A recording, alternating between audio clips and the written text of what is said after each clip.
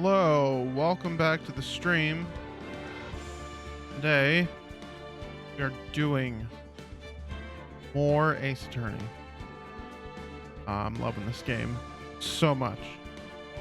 So, today we are doing day 4-1 of this case. Oh shit, Mike. Turn back on controller. And we learned some interesting revelations. Ron DeLight, he was unconscious at the time of the murder and the theft, if his alibi is correct. Someone else snuck in and hit him on the head. Some guy that looks suspiciously like, what's his name? Mask Damask. Praise Jesus. Anyways, let's get started.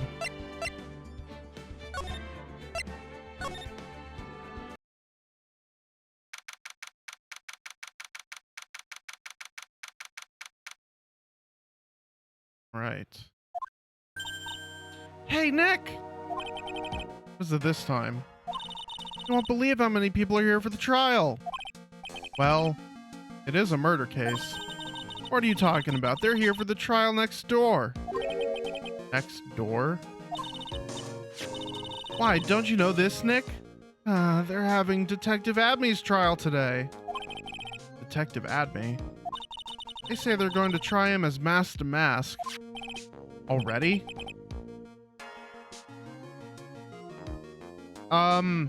The bot removal? I'm gonna have to say, no.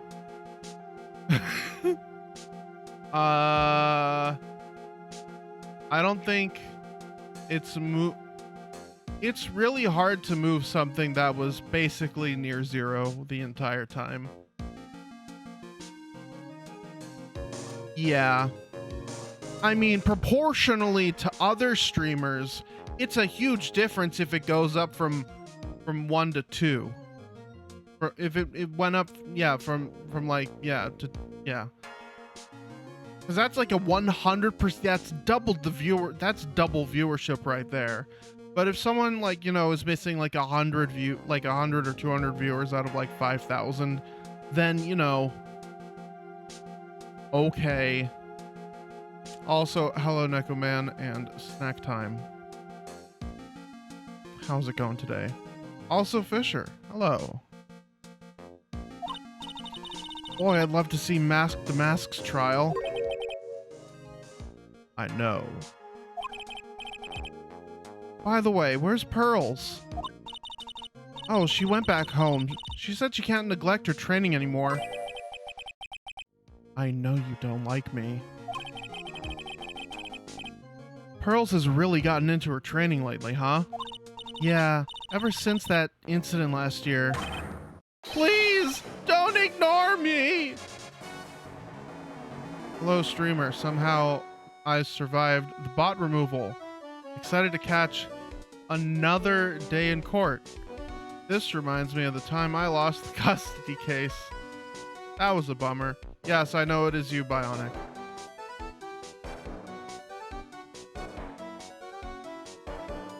I had a hunch. Please don't ignore me. Oh, Mr. Delight, good morning. No one likes me. No one would notice me, even if I killed someone. Come on, don't be silly. Wait a sec. You don't mean you're the murderer? No, I'm just a poor thief. No, wait, that's not right. A thief can't really be poor. Now, let's see. According to Mr. Delight, from his second crime on, he was following a bunch of set plans. Plans that someone had been sending him to help him commit the heists. His name is Ron DeLight. He is a bit of a pussy. He's a bit of a male wife. He is a breadwinner, though. He's kind of cute, honestly.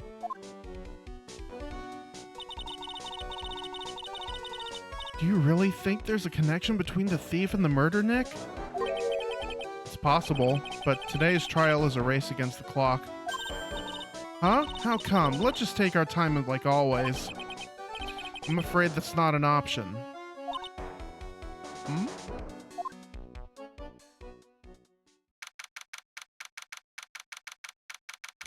Court is in session. Court is now in session for the trial of Mr. Ron Delight. The defense is ready, Your Honor. You're ready? Preparation is the last refuge of the weak. Okay, settle down, everyone. Let's begin this with your opening statement, Mr. Godot. He's got the judge in the palm of his hand yet again. Ron Delight is simply too young to be sent to war.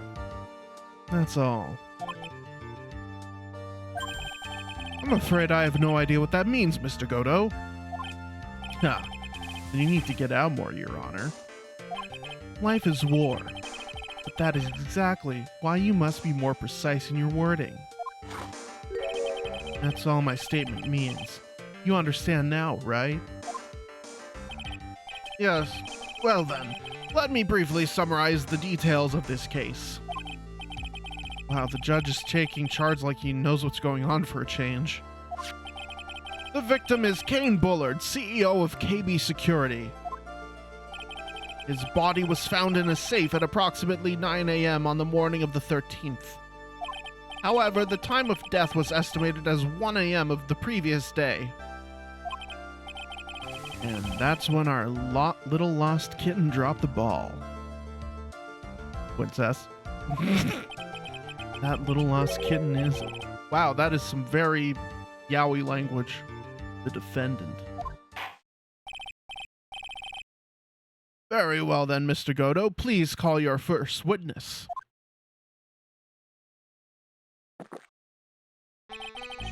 I never drink...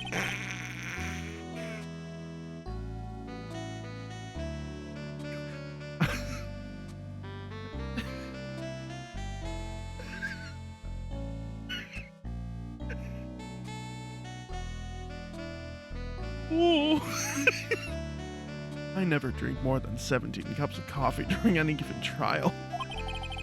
But the first one is always the best. Godot, your witness? It hasn't aged. It's aged like wine. Like a nice Moscato. Yeah, he's gonna fucking jump out of there. Unless it's decaf. Okay then, let's hear what the defendant, Mr. Ron Delight, has to say for himself. The defendant? Well, Mr. Wright, does the defense have any objections? It may be a bit of a disadvantage having the defendant testify, but... I remember when Mia was defending me. She allowed me to testify so she could do the cross-examination. Yeah, Discord kittens. She put a lot of trust in me back then. We have no objections, Your Honor. The defense will allow Mr. Delight to testify. Ah, you've got guts, trite. All right then, Mr. Ron Delight, please take the stand.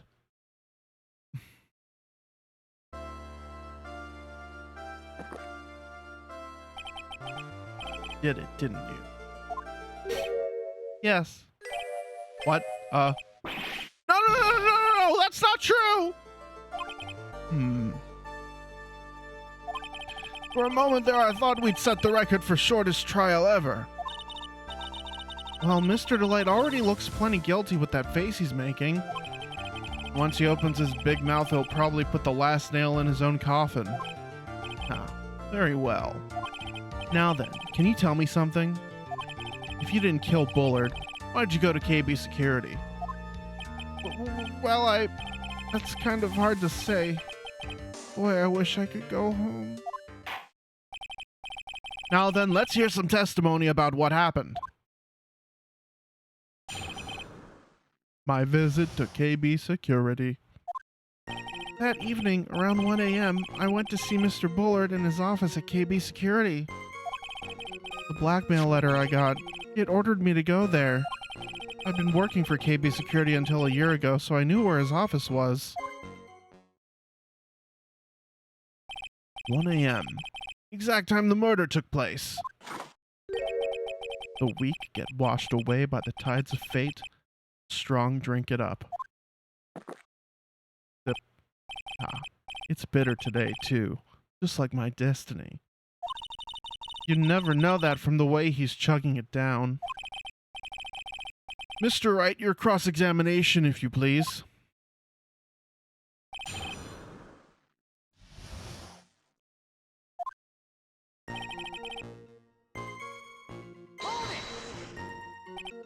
"1 a.m., huh? You're absolutely sure about that?"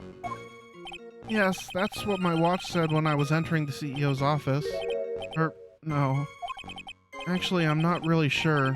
My watch was slow and my internal clock was also a bit..." 1 a.m. That's the exact time the victim, Mr. Bullard, was murdered, correct? Too late for a coffee date, that's sure.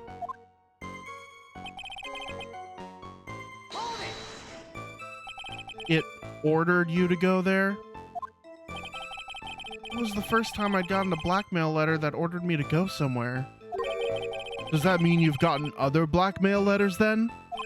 Oh, of course. They'd say things like, steal this or take that. Hold it!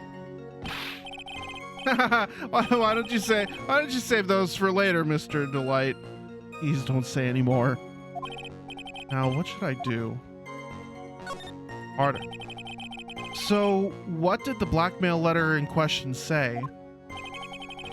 It said to bring $50,000. Money, huh? Perfect motive for committing a murder. Oh, but wait, why? I never intended to pay that money anyway. Oh? Is that right? After all, he had nothing to hold over my head. I had nothing to be afraid of. An important point indeed. Witness, let's have that added to your testimony. Yes, sir. A muddy mud skipper in outer space has a better chance of surviving than I do. The fuck does that even mean, right?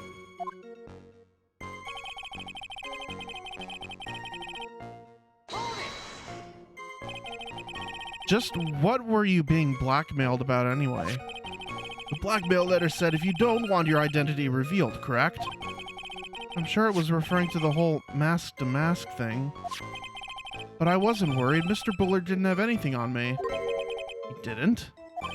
Anyway, I don't care what anyone says about me. Just as long as Desi believes in me. That's why Ms. Delight didn't believe he was mask-to-mask. That's why I knew they were just hollow threats.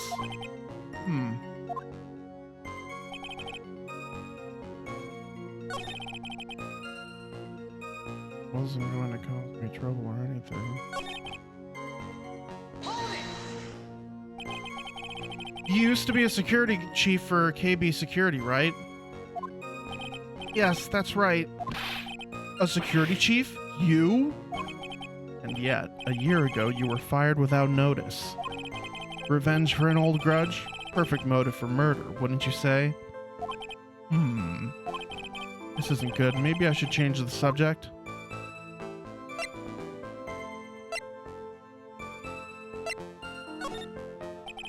Mr. Delight, please tell us why you were fired from your job. Well, the world is filled with those who have said, I wish I had never asked that. Okay, then I take it back. Defendant, please answer the question. I needed money. You needed money? Well, you see, Jessie loves to spend it. It's kind of her hobby. Not exactly the best hobby in the world, huh, Nick? My salary wasn't nearly enough. So, I stole data from the company. Come again? KB Security has a lot of security info on all sorts of companies. And since I was a security team chief, you stole some data and sold it. Mr. Bullard found out, and I was fired immediately. What? I wish I had never asked that. I was somehow able to keep it secret. It made it seem like I had quit on my own. What is it, Nick? You don't look so good.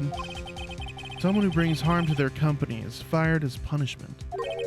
You do well to remember that. He sure told you. So you admit that you stole data from your company, is that correct? Yes. I'm sorry. It's a very important fact. Please add it to your testimony.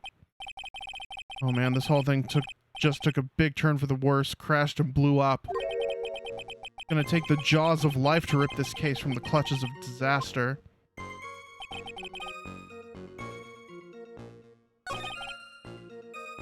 What about the other thing?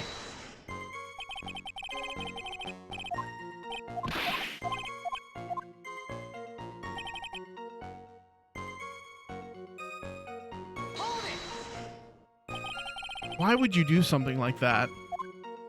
Well, for Desi's hobby, what else? Wasting money, huh? It's not a waste. So Ms. Delight doesn't know that her husband was fired, does she? So it would seem. I'm not sure what to think about couples who keep secrets like that from each other. I can't believe it. This case has gotten even Maya to think seriously about couples. Please try to stay focused, Mr. Wright. Wasn't much to his testimony, was there? Sounds like he's avoiding something at least. That's what it sounds like to me. Uh-oh, I've got a bad feeling about this. We better be careful. If we don't find a way to make him spill the beans, we'll never get closer to the truth. Yeah.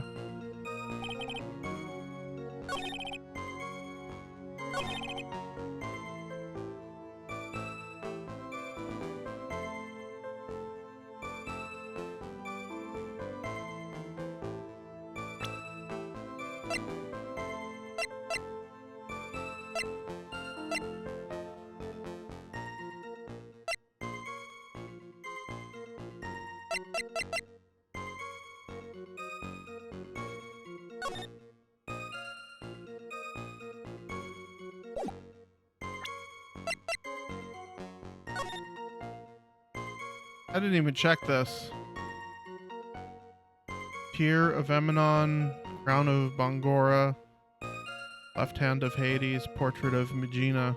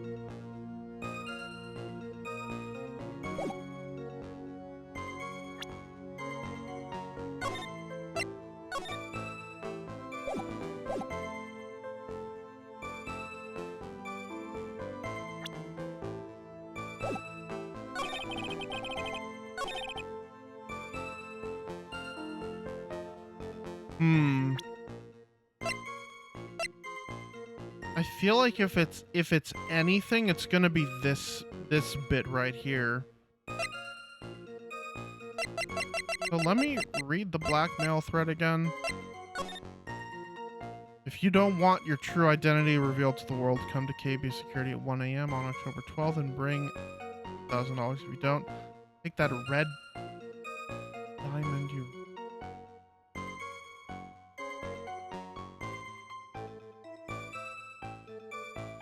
Red diamond.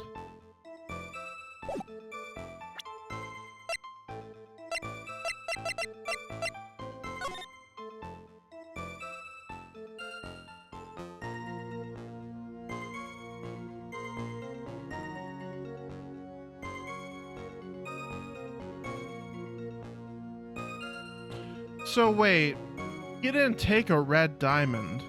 You took a blue one.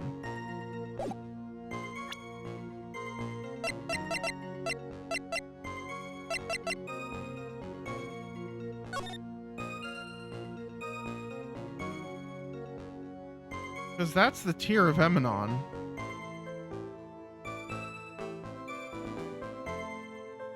And that's not exactly a red diamond.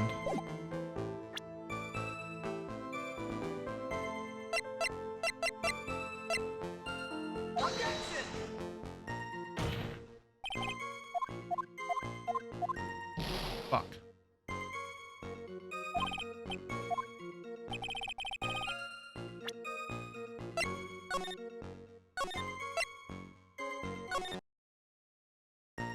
There we go.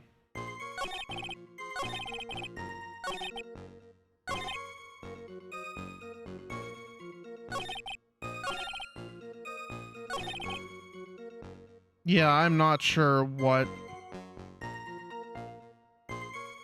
Like, I'm not sure.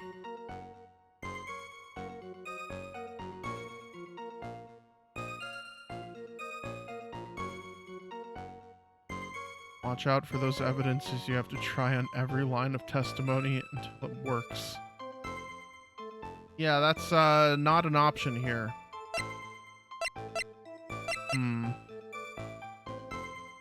Because... Yeah, it wasn't going to cause me trouble or anything. Objection! Tisk, I'm afraid that reason isn't gonna hold up anymore. What do you mean? The victim had no proof the defendant was masked to mask. But you were the one who stole company secrets only 1 year earlier. But that was all over with once I was fired. But it is true the fact I stole secrets was kept under wraps. Even so, there was no reason for me to pay up now a whole year later.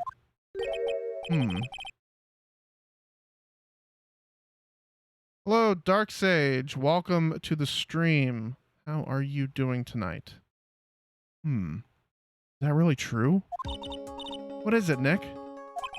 The fact that Ron was stealing company data. Yes. Very true, Dark Sage. The fact that Ron was stealing company data. I wonder if he would have had a problem if I wonder if he would have had a problem if that ever became public knowledge. Mr. Delight, I believe you would have been in considerable trouble if your identity as a company data thief was made public. Mr. Wright, what are you trying to do by bullying your own client? Men are like colonies of bacteria. The more heat you apply, the faster they grow. That's exactly right. Well then, feel free to keep up the heat, my little lawyer amigo.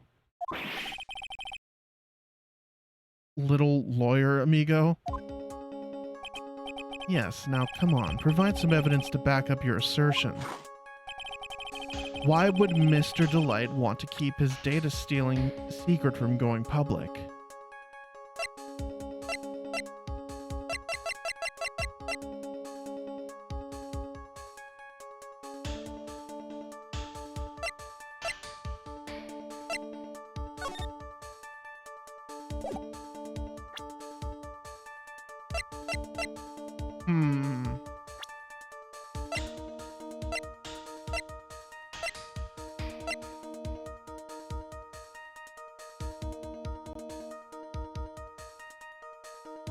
Yeah, this man is full of strange metaphors.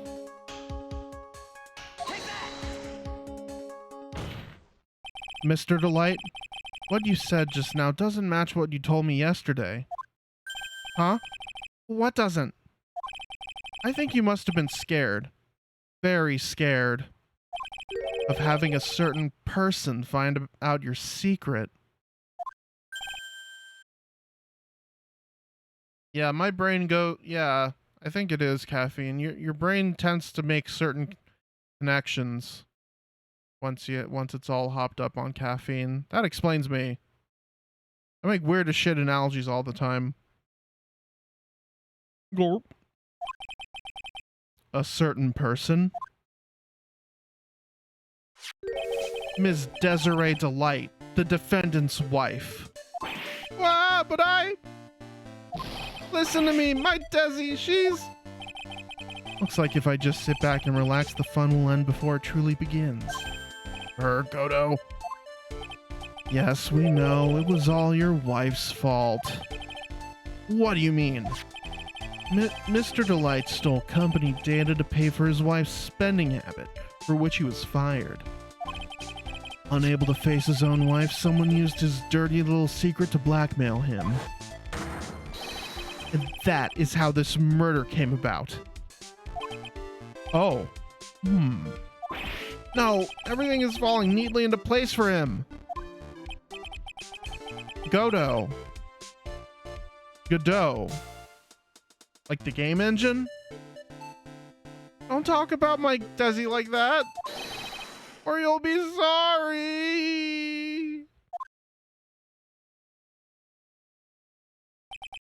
Well, it seems that we've learned a great deal of things here so far. We don't talk about her. We do not talk about her. What do you think? Oh my god, wrong fucking voice. What do you think, Nick? I didn't think it was possible to get so thoroughly whipped in just 20 minutes.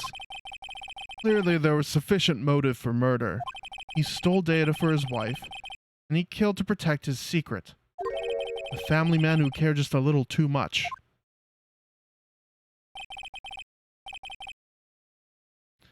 The motive is clear. Let's move on. What happened at the crime scene at 1 in the morning, Mr. Delight? Come now, tell us. We're all ears.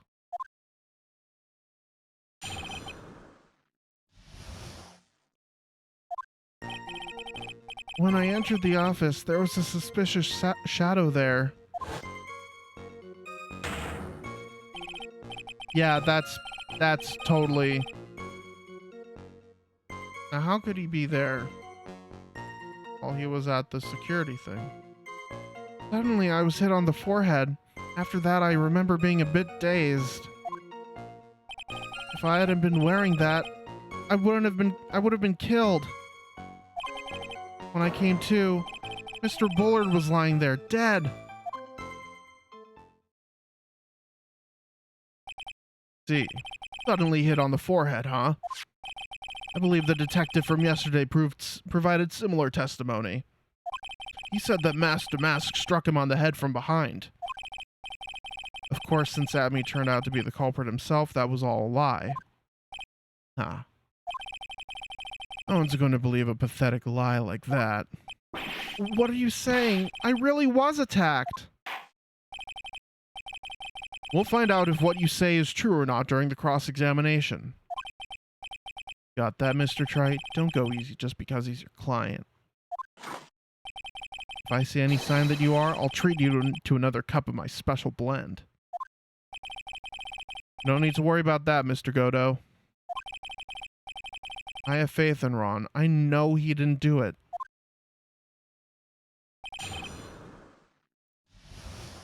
Time to save.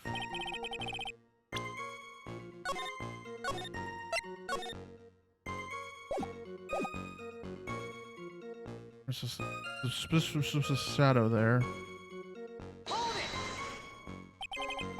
Who was this suspicious shadow? If there were 1,000 of me, and if even one knew, I tell you, trust me. Just dodging all of our questions is not helping us win this case. Okay then, how was the victim, Mr. Bullard, at that time? What do you mean by how was he? Was he already dead? Was he still alive? Maybe he wasn't the one who hit you in the first place. That's a good question. What do you think, Mr. Wright? Forget it. He keeps ordering coffee. Probably the fucking court clerk is handing it to him. Suddenly... Your forehead? Yes, it was hit on the forehead. I was hit on the forehead as soon as I entered the room. It was an amazingly fast and powerful attack. Do you remember anything about who hit you? Well, like I said, it was a fast and powerful hit. I think I was a little dazed for a while. I don't think Mr. Delight even grasped what you were asking. Yeah, I'd like to show him a fast and powerful attack myself. Maybe that would knock some sense back into him. If I had been wearing that... What do you mean, that? That? Could you please clarify what you are referring to? Why, my mask-to-mask costume, of course. Wait just a moment. Mask-to-mask? Huh? Oh, did I forget to mention it before? Just to be on the safe side, I dressed as Mask-to-Mask. And then, I descended upon the office of CEO of KB Security. What? Nick, did you know about this? He never told me this. I don't recall him ever mentioning it to me either. Even I didn't know that. It seems our little friend really loves to keep secrets. I'm sorry. I never had a chance to mention it up until now. Wait, that's not right. You know how sometimes things just slip your mind? Huh. My 6th cup of coffee is staring at me coldly. At any rate, we can't ignore this new piece of information. Witness, please correct your testimony. I'd have been killed if I hadn't been wearing my mask-to-mask. Why were you dressed up as Mask-to-Mask? Why, because I'm Mask-to-Mask, of course. What are you talking about? Mask-to-Mask's trial is being held next door. Ah, yes, I guess so. Anyway, at that time, I thought I was being blackmailed over the Mask-to-Mask issue. So I thought I should go as him just to be safe. Oh boy. Oh boy. Let me tell you, it's a real pain to move around with that cape. That's why it took a lot longer than I'd expected. Took a lot longer? What is he talking about? What do you mean by took a lot longer? Oh, opening the safe, of course. My cape got caught on the safe door, you see. This all happened when I was hiding Mr. Bullard's body. Stop saying shit! What was that? Back up a second. Yes? You were the one that hid the body in the safe? Well, yeah. Inconceivable! Why? Just why? What reason could you have? What were you thinking? Question. When does someone toss their dirty shorts in the washing machine?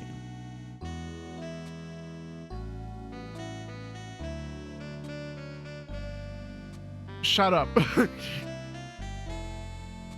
Don't pin this on me. What? The answer is simple. When they take them off. As usual, I have no idea what you're saying. You mean that Mr. Delight hid the body because he's the murderer? Ah. So you're not as stupid as you look. This metaphor this time was really obscure. Mr. Wright, you don't mean that you knew about this whole safe business, do you? I'm saving here.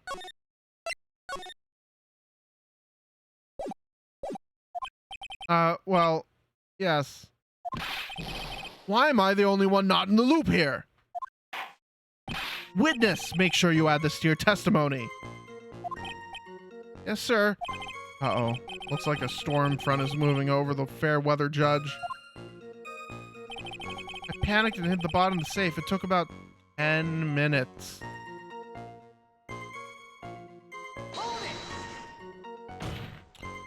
Why did you hide the body in the safe anyway? Well, because it wouldn't fit in a drawer.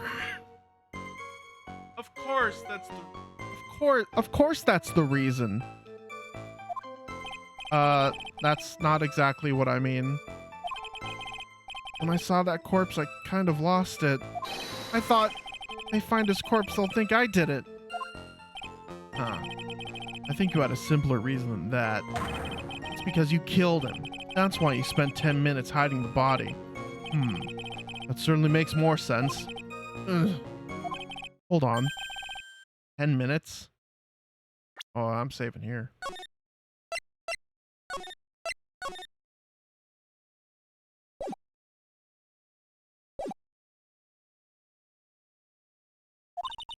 What is it, Nick? I just had a thought. Under those circumstances, would you normally try to hide the body and spend 10 whole minutes to do it? Under those circumstances? What circumstances? Oh! Hey, Nick, if you think his behavior was so strange, why don't you present some evidence that would just show what those circumstances were? Good, I'll take a look at the court record and present some evidence. We heard this from Mr. Delight yesterday, didn't we? Not much in this testimony either. Bet she's still hiding something. I wouldn't be surprised. We'll just have to draw it out of him. I just hope he doesn't make things any more complicated.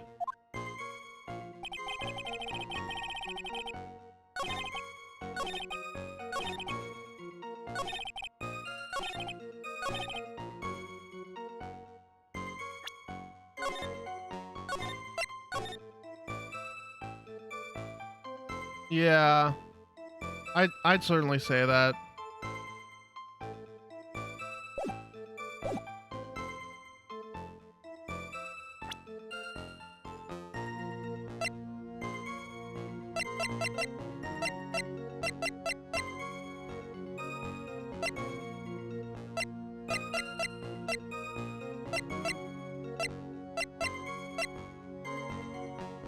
The buzzer went off once at 1:02 a.m. on...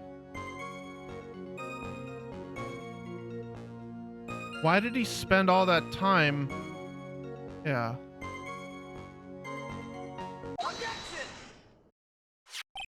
Your Honor, could you please take a look at this record? And what might this be? The record for the emergency buzzer that connects the CEO's office to security. If the button in the office is pressed, a security team is supposed to come running. And according to this record, the buzzer was pushed once at 1:02 a.m. What? If Mr. Rondelite truly was the murderer, he would have ran as soon as that buzzer sounded. After all, the security team would have been heading his way. Objection!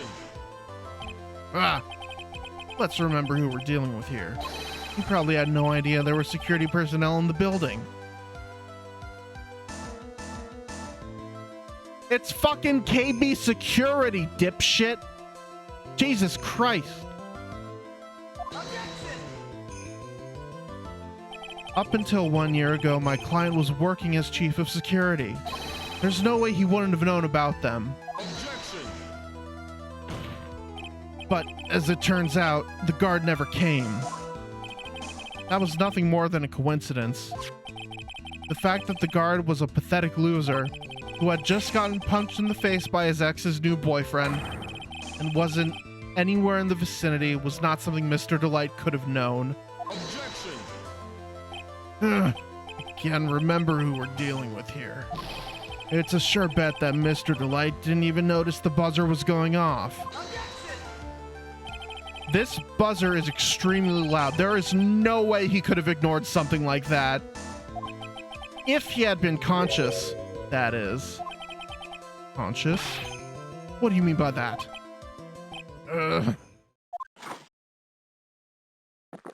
Oh, coffee. Fine. Let's hear your theory. Recall the defendant's testimony. The moment he entered the victim's office, someone attacked him. Mr. Delight said he felt dazed. I'm willing to wager that he was knocked unconscious for at least a few minutes. Unconscious? So he fainted? That's why Mr. Delight didn't know that the buzzer had sounded. And that's why he thought he had time to hide the body. So what are you trying to say? Mr. Delight was knocked out and the buzzer went off soon afterwards. Now, unless my client was able to hit the buzzer while he was unconscious, it can only mean that there was another person in that room. That's right, whoever it was, they knocked out Ron Delight and then pressed the buzzer. Order in the court, Mr. Wright. This is... Objection. This is preposterous. It was this kid. Ron Delight is the one who killed Kane Bullard. Then who pressed the buzzer? It was the victim, of course. He pressed the buzzer when the defendant attacked him. He didn't die right away. He must have held on long enough to push that button. So Kane Bullard sounded the buzzer himself. What is your opinion on this, Mr. Wright? My opinion is that I'm gonna save scum the fuck out of this trial. I need to prove that the real criminal was there at the scene, but how? I can prove that it wasn't Kane Bullard who Can I?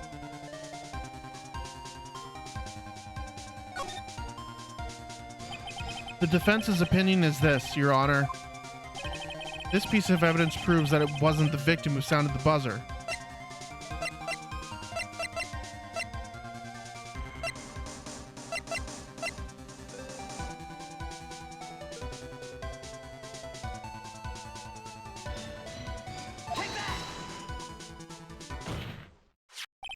I believe this is the piece of incontrovertible evidence you were looking for. The emergency buzzer?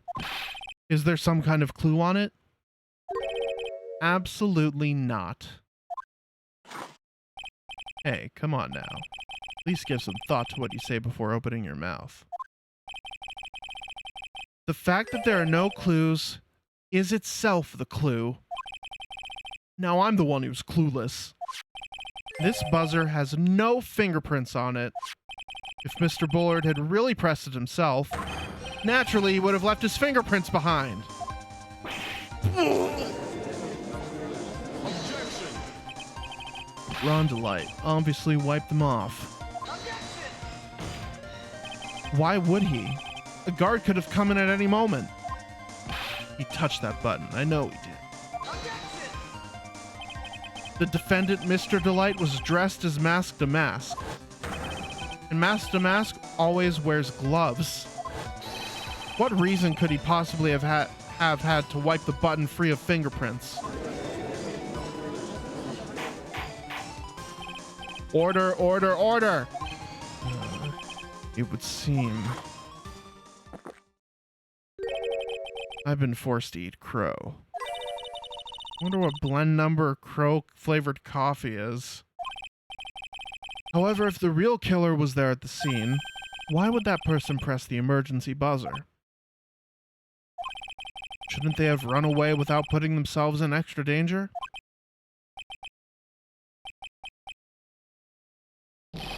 What's with this awkward silence all of a sudden? It looks like you're fresh out of parlor tricks. They're on to you, Nick. Just give me a minute to collect my thoughts. The real culprit killed Mr. Bullard around 1 a.m.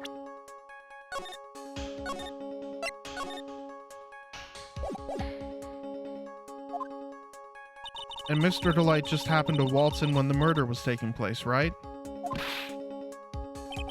The killer clobbered Mr. Delight and then sounded the buzzer.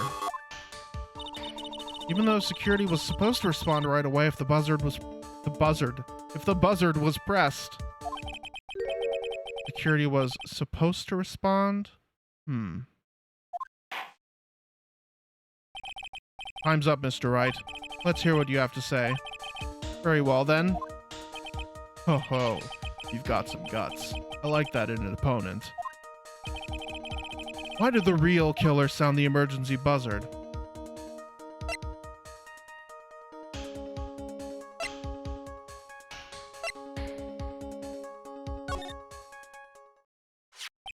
The killer knew that if they pressed that button, a guard would come running.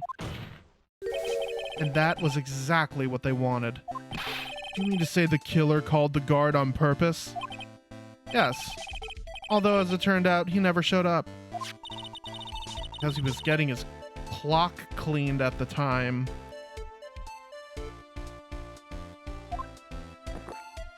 Huh. What a touching story. You're saying the killer had a change of heart and called the guard to turn himself in? No, I'm not. When that buzzer sounded, there were 3 people in that office. The victim, Kane Bullard, who was already dead. The defendant, Rhonda Light, who was out cold. And a secret third thing, the real killer.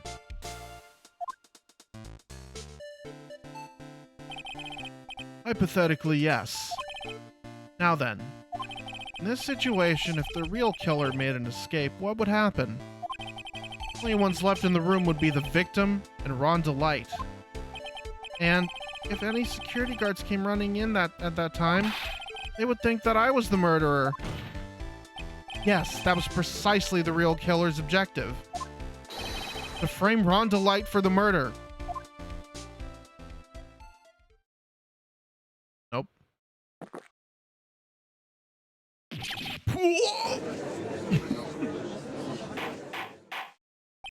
Order, order, order. Let's see him. I've been made to eat my words once again. Actually, you've been made to do a spit take with a cup of coffee. Mr. Wright, who was it? Who was it that tried to frame me? Wait a sec. I'm the one and only Mask to Mask, so... Nick, you mean the real killer is...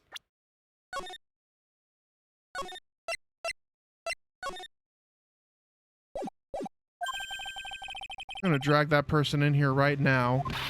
But who is it? I don't have any solid proof yet, but think about it. The killer knew Mr. Delight's identity. They also knew that he had been called to KB security that night.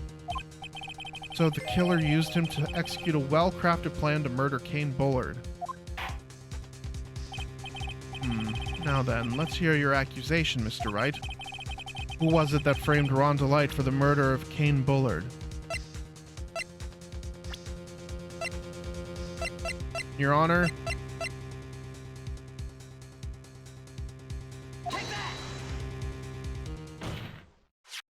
Detective Luke Adme.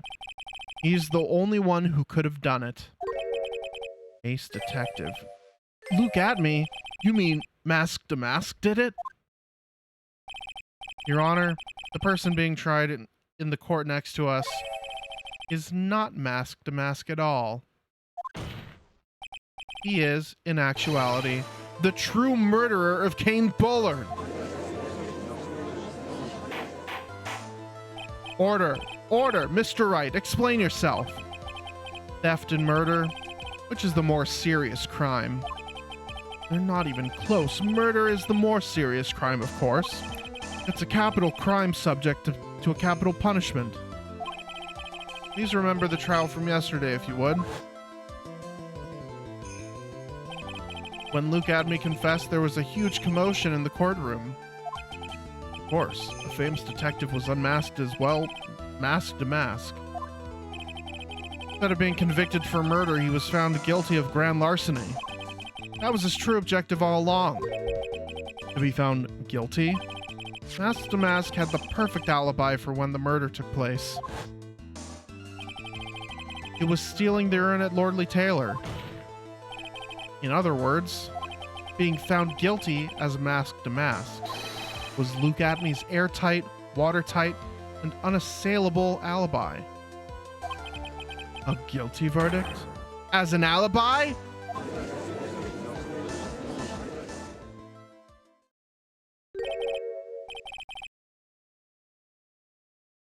lighting. You know, it's almost time. For what? For Luke Atmey's verdict. It was a pretty simple trial, after all. If we're going to stop this trial and stall that one, we need to do it now. Of course. That's assuming you have proof that the detective was the one who committed the murder. Luke Atmey's trial has indeed attracted the attention of the entire country. If we were to intrude and fail to provide adequate proof of his true crime,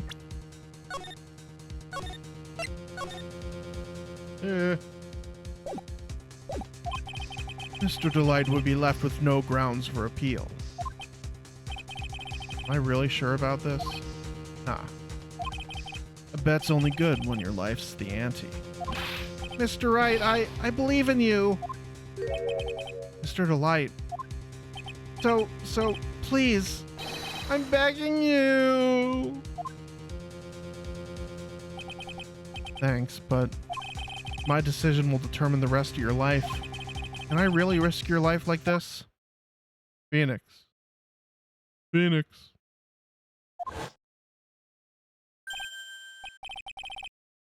What was that? Don't stray, Phoenix. For your client, take the path of trust. That voice sounded like Mia. Your Honor, the defense requests an immediate recess. Ah. So that's your answer, huh? Very well, I've decided as well. This court will now take a 20-minute recess. Mr. Wright, when we return, please summon Luke Atmey to the stand.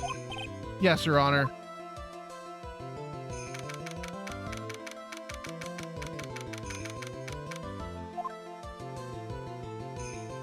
Oh. Well, Sir Detective Atmey. Yeah.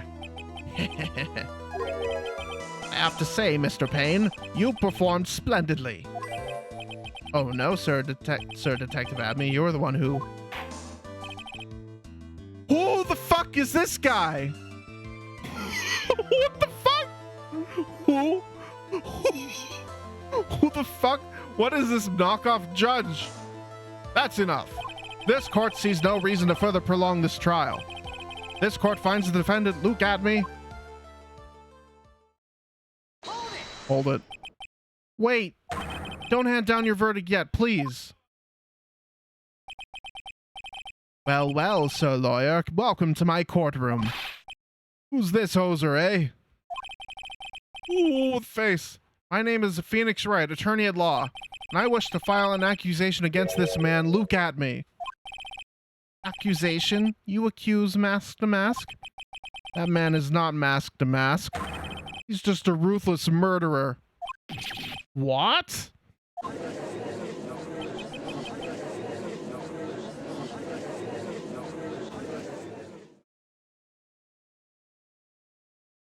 Time is it? No, what do you mean to be continued? To be continued immediately. Fuck.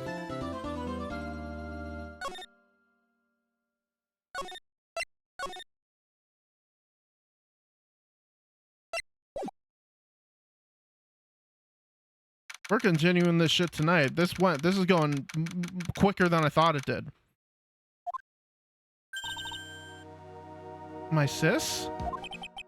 I could have sworn I heard Mia's voice. So then, she's still alive. Inside your heart. Nicky boy! Oh, Ms. Delight. Is it true that detective is the real killer? To be honest, we don't have any definitive proof. But he's the only one who could have done it. But wasn't he at Lordly Taylor that night? Not to mention, we don't exactly know his motive. I mean, why would Detective Atmey want to kill Kane Bullard? Oops, it's almost time. Better get back into the courtroom. Need to find some solid proof. Gotta happen sooner rather than later.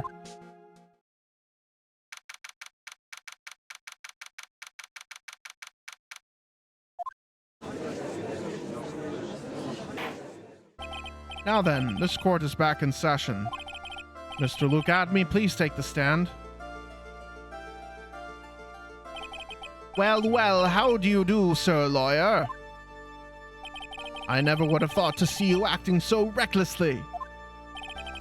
I couldn't let them hand down your verdict just yet. I would have given you your perfect alibi. An alibi by the name of Mask to Mask. I'm sorry, I'm afraid even the great Luke Adme has no idea what you mean.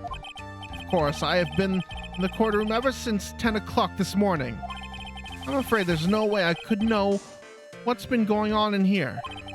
You've been in the defendant's seat all day long, correct? Being tried as Mask to Mask. Indeed, it's truly child's play to fool the ignorant masses. Not only did the poor fools ask me to protect their valuables, they even gave me a generous reward upon returning their own property to them. Take this red diamond ring that sparkles upon my divine finger, for example. So you continue to insist that you are, in fact, Mask to Mask. Of course. Very well then, Luke Adme. Let us begin with this simple questioning. On October 12th at 1 a.m., Kane Bullard was murdered. Where were you at that time? One without knowledge lacks even the knowledge that he should be ashamed of himself. But don't worry, I will not hold it against you, Sir Judge. Thanks. All right, Mr. Adme. The night of the murder. Speak. We're all ears. As you wish, Sir Prosecutor.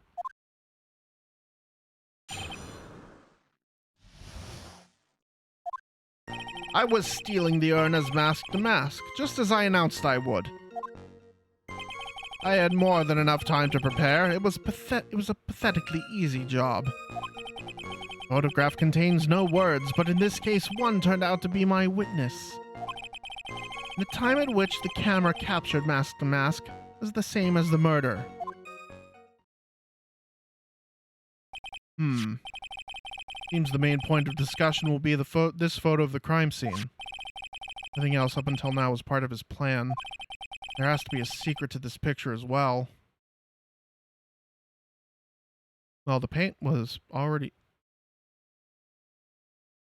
How do we know that that picture was...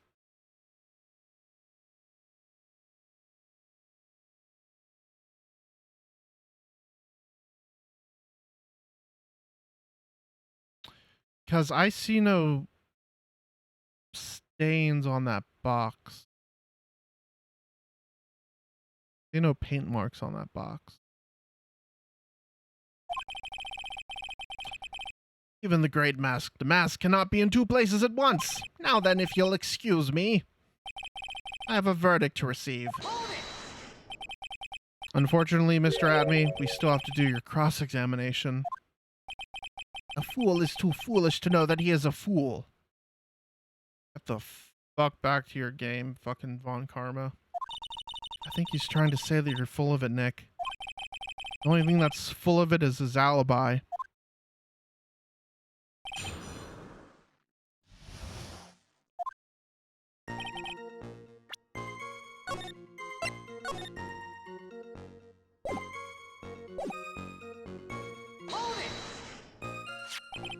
So this photograph is the proof, correct?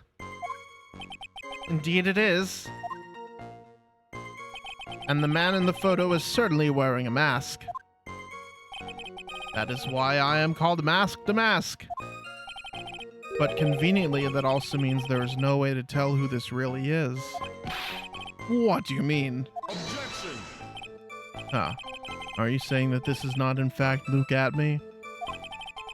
That it could be an accomplice dressed up as Mask to Mask to create an alibi? Oh, what an interesting idea! Are you saying that I, Lone Wolf Luke, had an accomplice?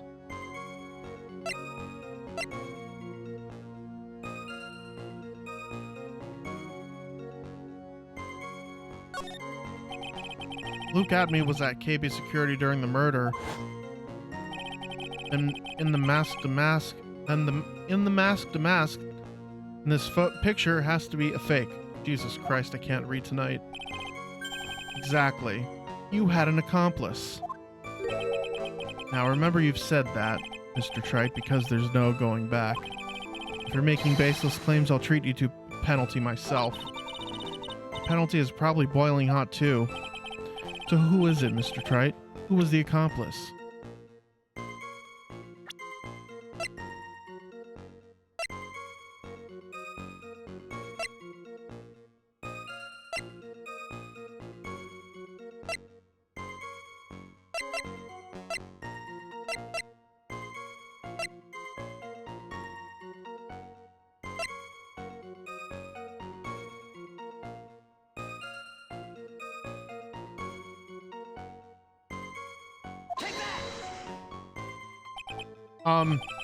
It was this person. Huh. That's quite the prank you're trying to pull. Do you have any evidence that this person is in fact the accomplice? Well, the aura that this person has around them is... I'm going to judge someone by their aura. You'd be right up there as number one suspect, Mr. Wright. Or, I jumped the gun on that one.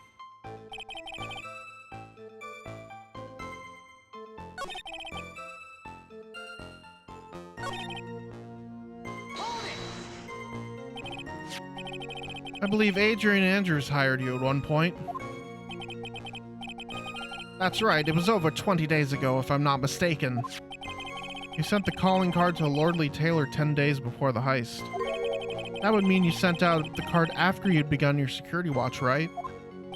Indeed, there was no reason why I couldn't do both jobs at once. It was the perfect opportunity to steal my latest target. I see, you truly are evil, aren't you? Yes, evil is what I am. Hey Nick, isn't there something odd about this? Detective Atme was always proud of his ace detective skills, right? But if the urn was stolen from Lordly Taylor while he was the only one watching it, he'd have no way to maintain his perfect ace detective persona. You know, that's true. It is kind of odd.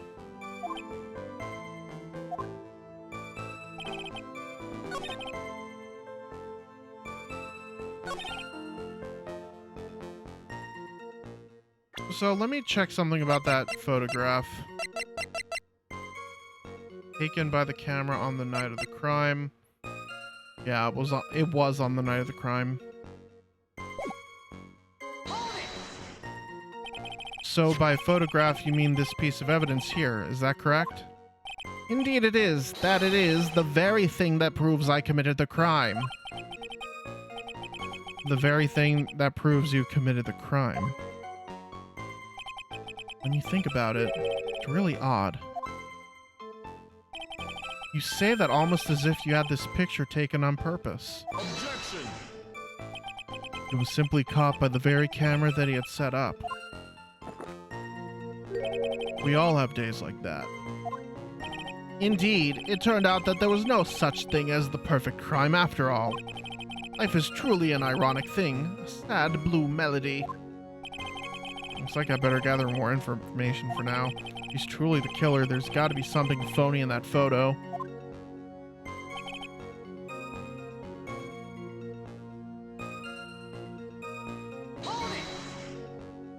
About the camera that took this photograph. Oh, come now. It's all too clear what you're thinking. Huh? You think I altered the timestamp on the photograph, don't you? I'm afraid that's impossible. The camera was set up by Lordly Taylor. And on top of that, it was Lordly Taylor's staff that printed the picture's data.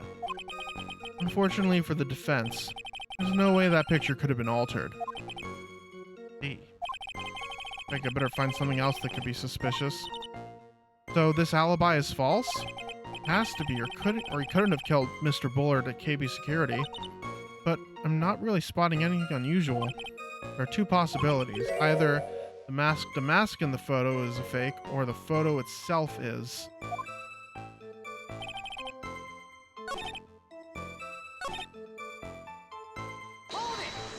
Oh, wait.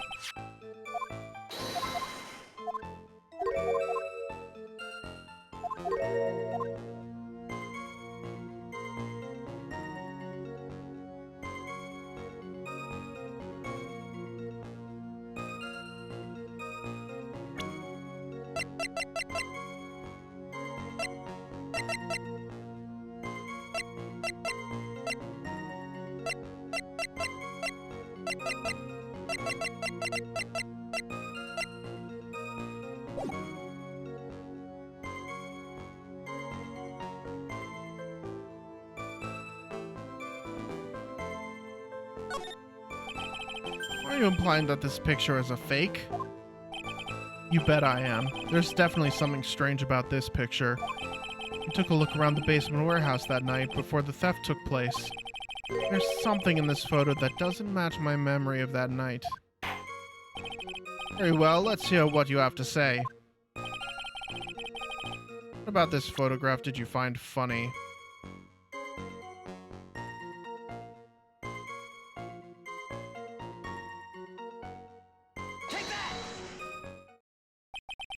The funny part is right here.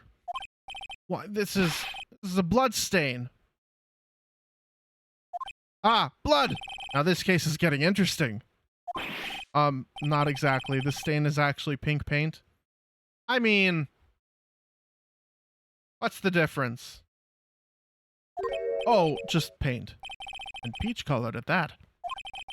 From blood to peaches, the judge sure loves going on his wild tangents. The cum. It's the dried up cum stain in the background. Someone was jerking off to the Ami face statue. And they left that mess on the floor. Oh no. The problem with this photograph is not the paint. The problem is when you consider the layout of the basement warehouse. Turns out that something that should be there is nowhere to be seen. Well, Mr. Wright? What is supposed to be in this picture instead of the paint stains?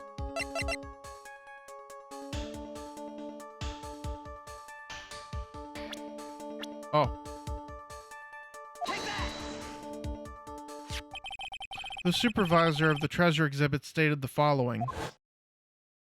Well, there's a good reason for that. On the day of the crime around noon, that golden statue just happened to arrive from the mountain training hall.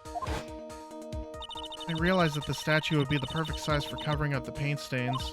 That's why I put it where you first saw it. I myself was there the night the theft took place and saw the statue in that spot. If this picture was truly taken on that night, then that statue should have been there. Objection! But when I went there the day after the theft, that statue of the old bag was sitting in the corner. Perhaps it was somehow pushed there accidentally? Your Honor, this statue is slightly larger than yourself and quite heavy. It would take more than an accidental push to move it that distance. Now, in that case, can you prove it? Can you give us the rhyme and reason as to why the statue was moved that night? Can you do it, Nick?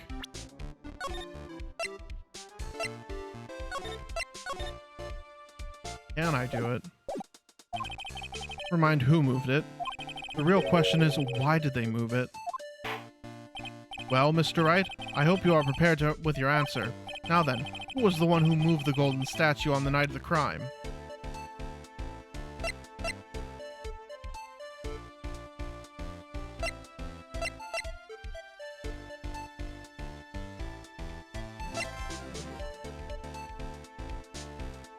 So the night before the crime, the statue was there.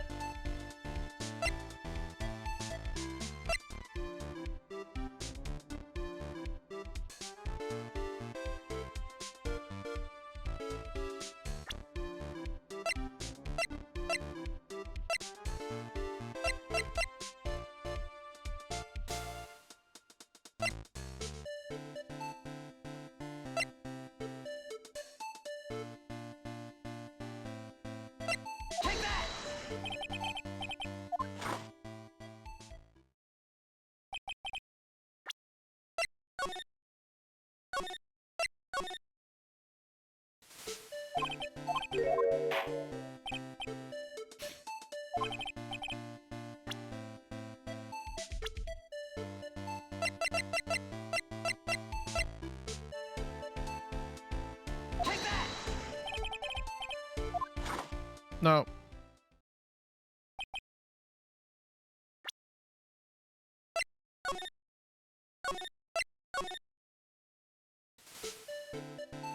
Well, there's only one other person I think it could be.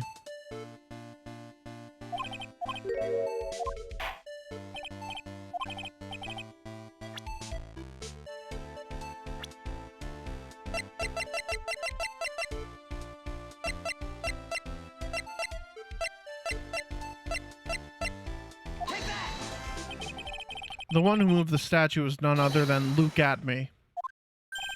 Come now, Sir Lawyer. There you go again on one of your strange delusions. Mr. Wright, what basis do you have for your strange delusions? Very simple. The witness was the only one in the basement warehouse that night. That is indeed very simple. However, why would I want to move a heavy golden statue?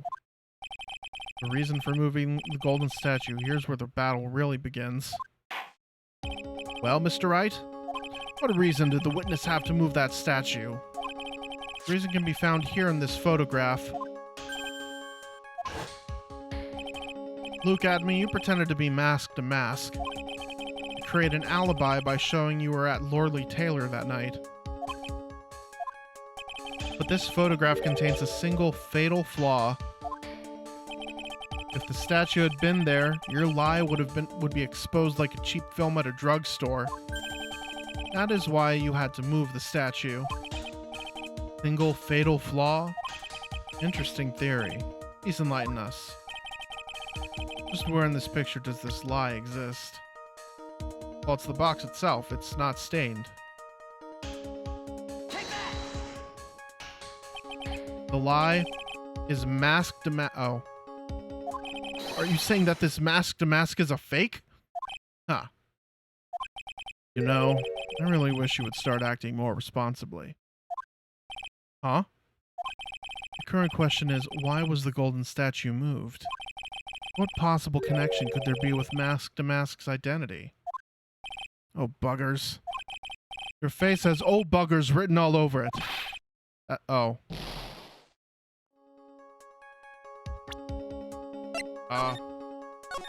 Load.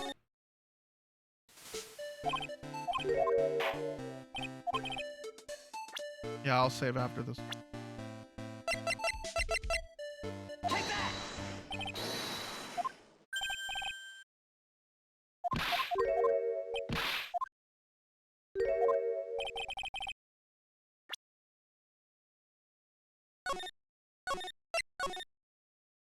I am playing this game. I am save scumming until the cows come home.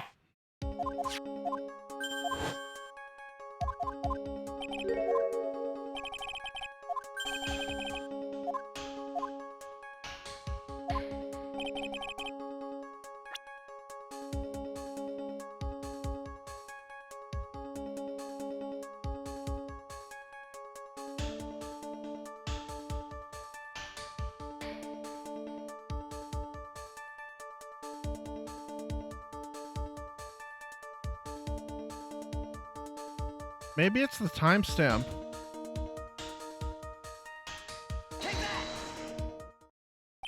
Naturally, the lie in this photo is the timestamp. What do you mean? I'll tell you exactly what I mean. On the night in question, Luke at me went to KB Security and murdered Kane Bullard. Therefore, it's obvious. It would have been impossible for him to have been in Lordly Taylor at this time. Well, yeah, obviously. What does that have to do with the statue being moved? Remember, if you will, Your Honor. When was this statue placed besides the warehouse door? Well, the statue was taken down to the warehouse on the day of the crime, and it was placed there in order to cover up the paint. Exactly. Luke Adme had already decided on the time when he was going to kill the victim. So in order to create an alibi for that time, took this picture days before the murder took place. What the? Of course, the statue hadn't been brought down to the basement warehouse yet. Ah.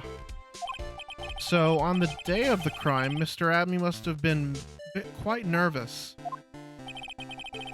As nervous as a long-tailed cat in a rocking chair factory, so to speak. Why? Because something that wasn't supposed to be there had been brought down and placed where it wasn't supposed to be. And that is why Luke Atme had to move the statue on the night of the murder. He did it to make room, to make the room match with the way he had, with it. Wait, he did it to make the room match with the way it had been in his photo. Ah! Order, order, Mr. Atme, is this true? One moment, Your Honor. Have you forgotten this? What's that? The data for the basement warehouse computer. According to this, the camera did indeed go off on the night of the crime. It's true that the camera had been set up by the Lordly Taylor staff. However, the program used to manage that data was yours. That alone would have allowed you to tamper with the data.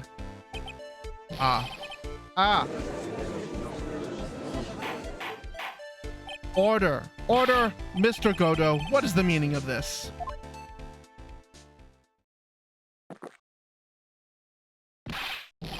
Godo? I warned you about making me wait. Now put that coffee down. My 11th cup. I've promised to drink no more than 17 during a trial. Which means I'm still good to the last drop. However, the defense has a very good point. A good point? So what? We are all but travelers on a road of infinite points. I think he's got his points mixed up with his other points. So you say this photograph was taken ahead of time, and that the statue was moved in order to make it match. That's a very interesting idea. However, there's one point that can't be denied, which is that it's only a possibility. Men that are trapped by the chains of maybe can never reach their dreams. That's very true.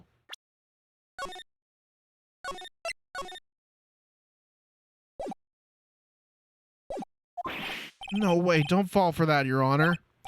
Hey, Mr. Damask. Yes? There's no funny business in your actions as Mask Damask. There should be no problem with you telling us your strategy. Well, let's hear it. Yes, please provide this court with your testimony about your plan to steal the sacred urn.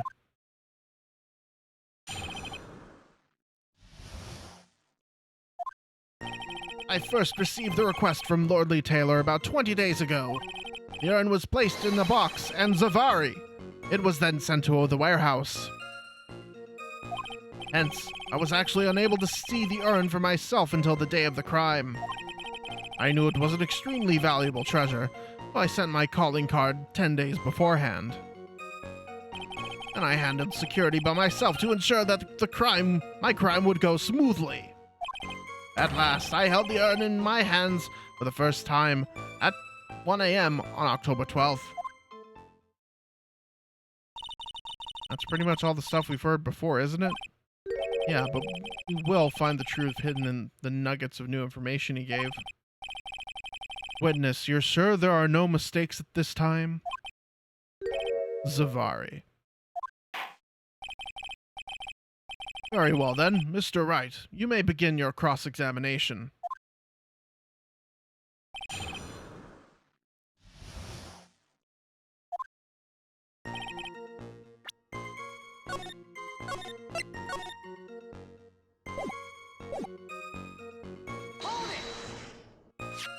You were asked to guard the urn by Ms. Adrian Andrews, is that right? Indeed, it seemed that they had heard of my Zavarkling reputation. I see Ms. Andrews is still attracting the weirdos. You better watch out too, Maya.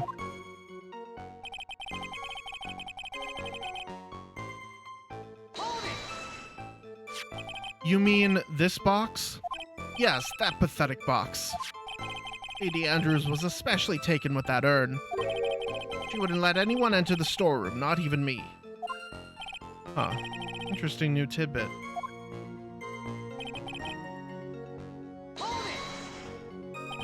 So you're sure that you had never seen the urn before? Indeed. You may ask Lady Andrews to confirm it for yourself. My security was focused entirely on the entrance to that warehouse. However, look at me. Let no information whatsoever slip through my fingers. You mean this calling card? That's right! That is without a doubt my calling card. I guess Mr. Delight didn't make this after all. Of course, because Adme knew about the emblem. Making this card authentic would have been child's play for him.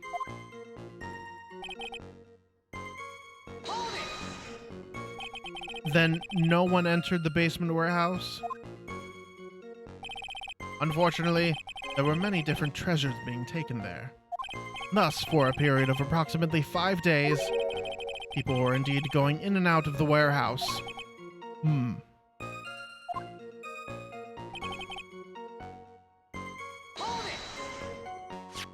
And this is the photo that proves that, huh? Indeed. To be honest, even if a photo was taken, I didn't think it would matter terribly much. Hey Nick, if this photo is a fake, Detective Abney might have stole the urn whenever this was taken.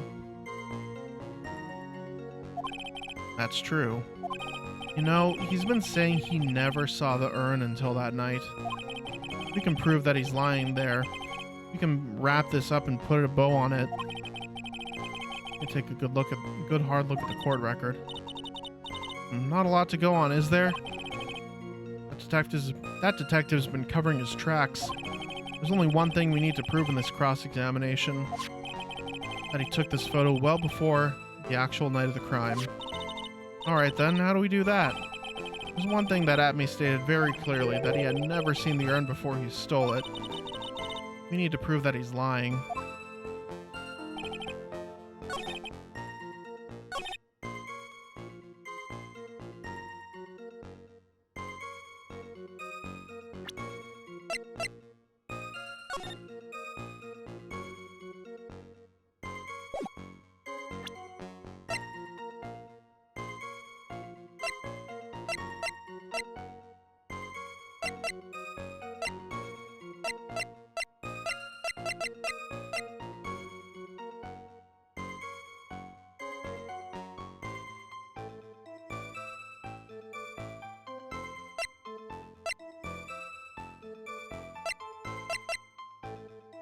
He would have seen it on that poster.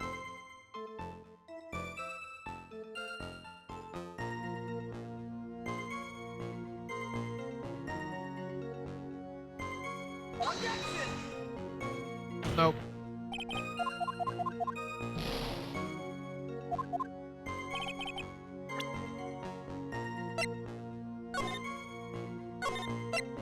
Maybe it was the wrong thing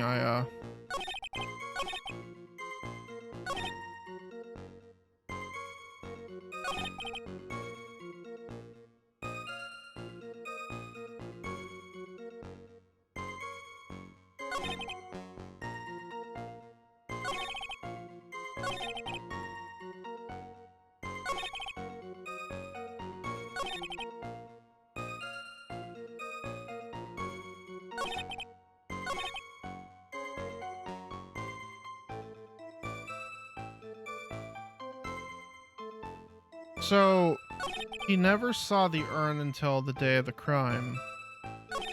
But how would he know that it's extremely valuable?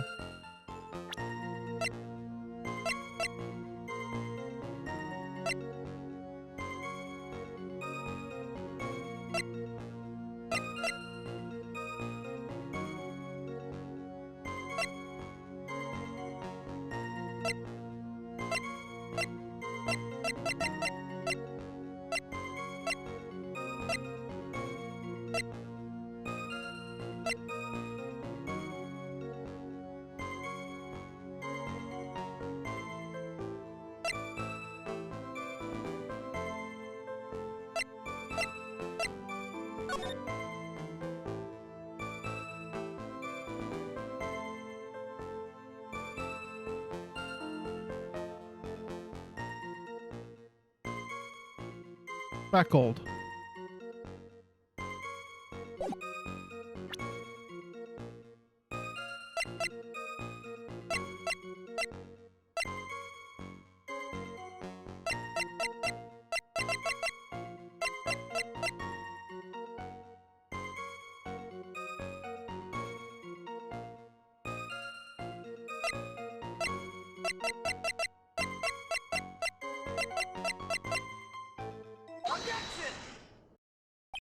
Mr. Adme, if you really are Mask to Mask, then you also wrote this calling card, correct?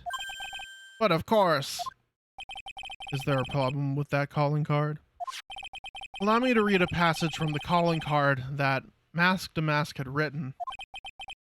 Take good care of the speckled urn.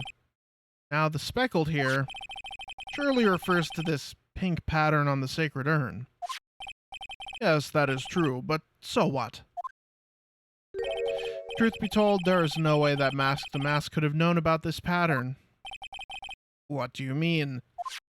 This pink spotted pattern on the urn is actually nothing more than paint stains. Paint stains?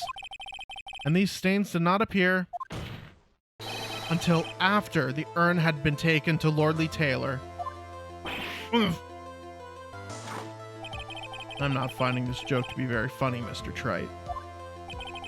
The day that the sacred urn was taken to the warehouse, the urn was broken due to human error, or should I say, an error-prone human. And that's when the pink paint got on the urn. Can't be serious. And yet this calling card clearly mentions the paint pattern, which means Detective Adme had seen this urn long before the crime ever took place. In fact, he saw it when this fake photo was taken. Pooh. And because this photo is a fake, your alibi for the night of the murder no longer holds water. Wag, wag, wag, wag, wag.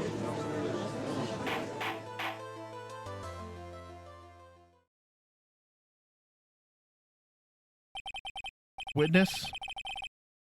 You have anything to say for yourself? All right, that did it. He's broken. Nick, I think it's still a little early for a victory pose. Huh? Ha. So sad. No one has any conviction these days. Conviction, you say? Yesterday, we all decided unanimously that this man was Mask to Mask, and now we're calling him a murderer. You don't think we're being a tad fickle? That's a good point. No way, don't fall for that too, Your Honor. You say that Luke Atme was the one who killed Kane Bullard? Let me ask you this. Why would he do that?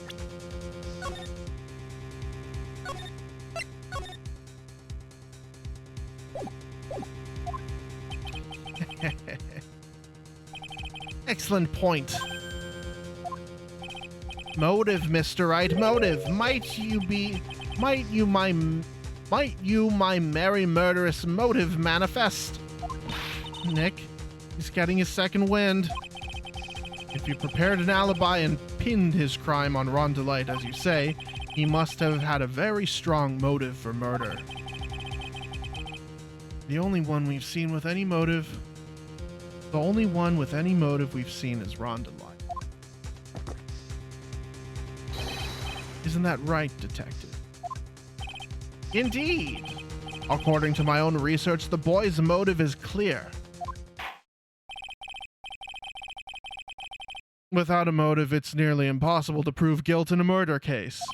Now then, maybe you can enlighten us as to what the defendant's motives were. I'd be honored to, Sir Oldtimer.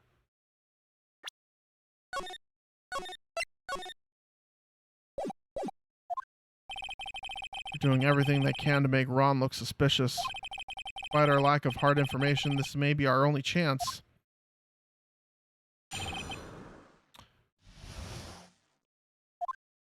I, Luke Atme, had no points of contact with the victim whatsoever. Kane Bullard decided to investigate Mask to Mask and simply mistook who he was. It was Mr. Bullet who wrote the blackmail letter and sent it to Ron Delight. It was again Mr. Bullet who harbored a grudge against Mr. Delight for his betrayal. Mr. Bullet's mistake is quite excusable. The defendant truly believes he has masked the mask. That is why Mr. Delight sought fit to kill Kane Bullard. Truly a tragedy. So the victim, Kane Bullard, blackmailed the defendant? This is the blackmail letter found in the defendant's apartment. A handwriting test confirms that Mr. Bullard was indeed the one who wrote the letter. What? Blackmail letter updated in the court record. Very well, Mr. Wright. Begin your cross-examination. Dr. Wawi.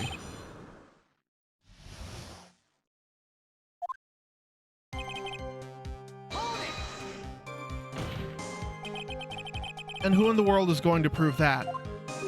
I will.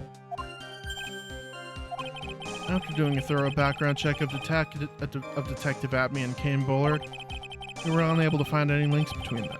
It's all in the report. Perhaps they were connected through their work.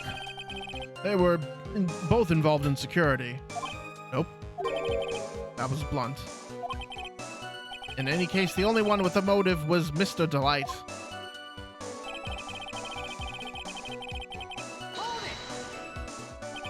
Mistook? That's right, mistook, from the Old Norse mistaka, meaning to take in error. That wasn't what I meant. Just who did the victim mistake Master Mask to be? Why, the answer is obvious. Ron Delight, of course. Boy, I'd like to wipe that smug look off this guy's face. Why would the victim mistake the defendant for Mask to Mask? Don't you already know that? Zavari, take a look at this newspaper. Oh ho, that's the famous Tear of Emanon. Magnificent jewel.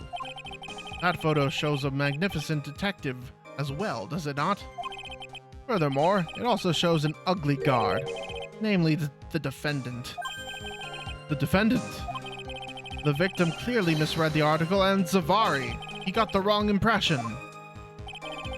Impression that this ugly security guard was in fact Mask the Mask. I see.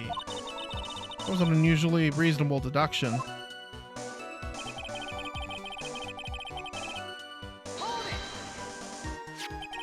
You mean this blackmail letter right here? It says, bring $50,000. And the handwriting is without a doubt the victim's? There's no mistake. We have an official report to prove it. But I don't see an addressee on this letter anywhere. An addressee? This letter was discovered in Ron Delight's apartment. Mr. Delight did show up at the designated place and time. The fact that there is no addressee is irrelevant. I wonder. What's up, Nick? Not a thought. What if that blackmail letter wasn't meant for Mr. Delight? Oh, do you have any evidence of that? For some reason, I just can't shake the feeling. There's something not quite right about this blackmail letter. Well, everyone, are you quite satisfied?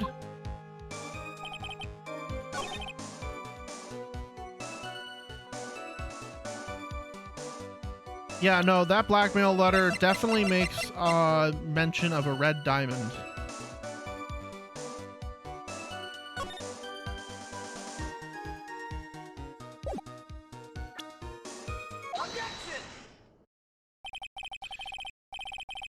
Mind if I ask you a few questions, Detective Atme? Well, if it's just a few, I guess it's all right. You said that this letter was addressed to Ron Delight. Couldn't help but notice one major contradiction. Contradiction? I don't know where a walking contradiction like you gets off saying things like that. You're one to talk. At times like these, men are made to express themselves with their fists. Why don't you show us what you've got there, Junior? Indeed, time to man up, Mr. Wright. Show us the contradicting evidence in the content of the blackmail letter.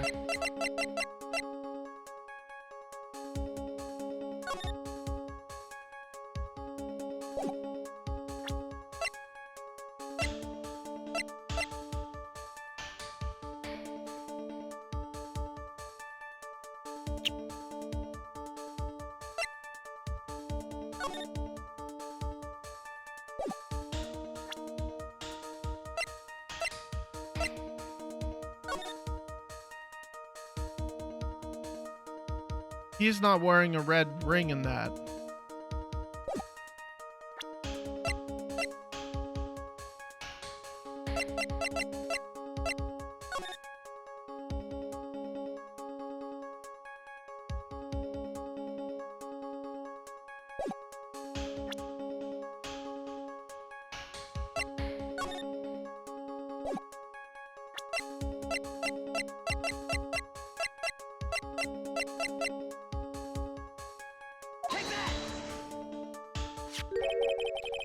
Take a good look at this newspaper clipping. It contains a picture of the Tear of Emanon, the stolen jewel. What about it? The problem is this jewel's color. Color? I'm not much for discussing color myself. According to the clipping, the color of the stolen jewel was blue. However, in the blackmail letter, a totally different jewel is mentioned. I'll take that red diamond you received the other day. Red? Which means the red diamond described in the blackmail letter is not the Tear of Emanon that Mask to Mask stole at all. Objection. And your point is, Mr. Trite? So you're trying to say that this blackmail letter was intended for someone else? That is what you're trying to say, right, Trite? That is what you're trying to say, right, Mr. Wright? Well, that is what you're trying to say, right, Nick? Yes. This is who Kane Bullard was actually blackmailing.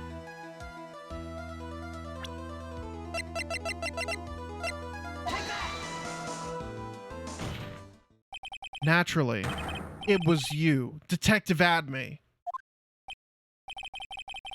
You have some sort of basis for that claim?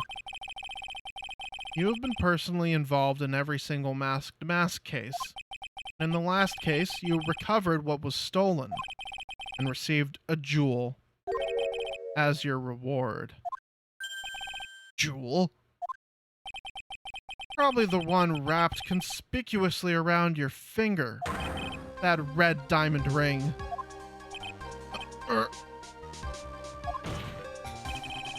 That is the diamond referred to in the letter, which means that Kane Bullard wrote the blackmail letter to you. Ah. Order in the court. Order, I say. Objection. It seems you've gone too far with your childish pranks, Mr. Trite. Uh-oh. I don't like the way you said that. Kane Bullard blackmailing Luke at me? Are you for real? Yes, I am. I see where this is going. Nick, come on, stand up to him. Then answer me this. The blackmail letter contains the following passage. If you don't want your identity revealed to the world. Yes, it certainly does. Kane Bullard threatened to make Luke Atme's identity public knowledge. An identity he wanted to keep a secret. So just what was that identity? Atme killed Kane Bullard because he was afraid of his secret becoming known. What was the identity he wanted to keep secret? This is what it all comes down to, Nick. The identity that Luke Atme wanted so desperately to keep secret was as Mask to Mask. Luke Atme was Mask to Mask. What? That's my line. What's that supposed to mean? That's my line too. Listen up, you. This is what you've been saying up to this point in time. The witness pretended to be masked mask in order to pin the murder on the defendant. In which case you'll want to insist up to and beyond the day you die that Ron Delight was in fact masked to mask. Yeah.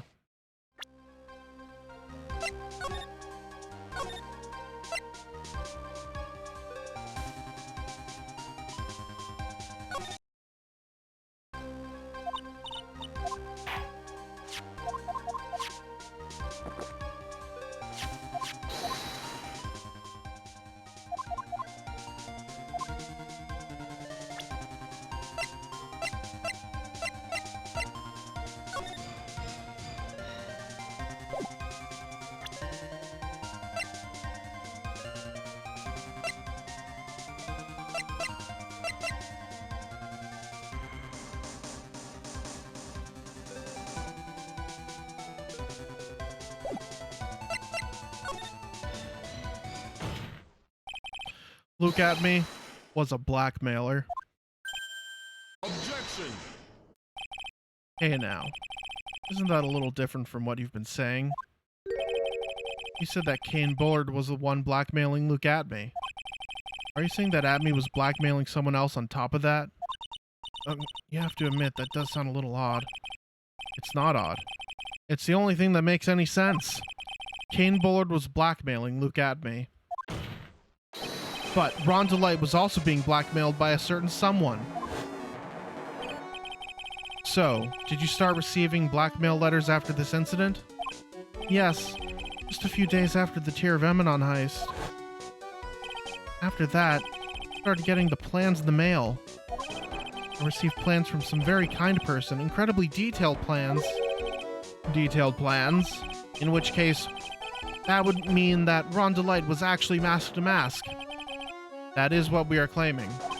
Someone else came up with the plans and had Mr. Delight steal his targets for him. Yeah, I know the wrong choices are worth seeing. But I'm kind of a beeliner in this game, you know? In any game, to be honest. And that someone was none other than Luke Atme. Shh! Silence!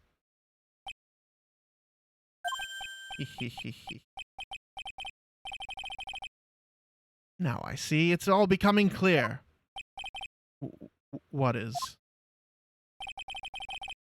When you were in grade school, you received the same report card every year. Careless, with a tendency to jump to conclusions. Am I wrong? How did you...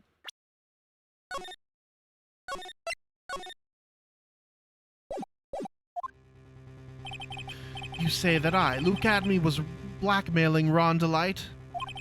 In which case, I would naturally know all about his relation to Mask to Mask. Well, yes.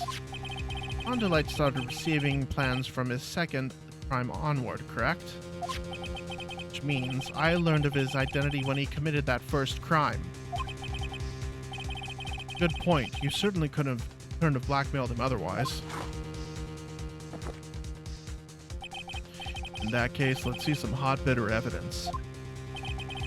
During the first crime, how did Luke Atme know that Ron Delight was masked to mask?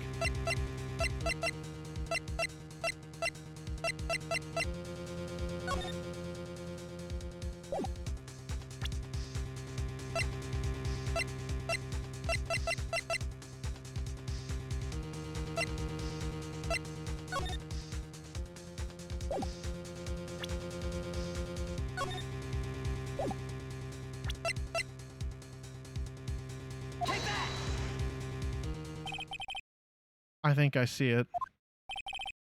See what? When you were in grade school, you received the same report card every year. Gets into a lot of mischief trying to be the center of attention. What do you mean? This newspaper clipping. It has a picture of you and Ron Delight in his guard uniform. Seems that Mask didn't just appear into thin air. He just took off his outfit and hid it in a bucket. That sounds far too stupid to be true. Correct. Tricks like that, he couldn't fool a baby, let alone an ace detective. That's when you figured it out, Mr. Atme. That's when you learned that under his mask, Mask was really Ron Delight. What the? Wasn't he supposed to be Mask? Not only that, it looks like he wasn't even an ace detective. I can't believe it. He was just a slimy blackmailer. What a fraud. Trying to pass himself off as an ace detective? Why, you... How dare you expose me like that?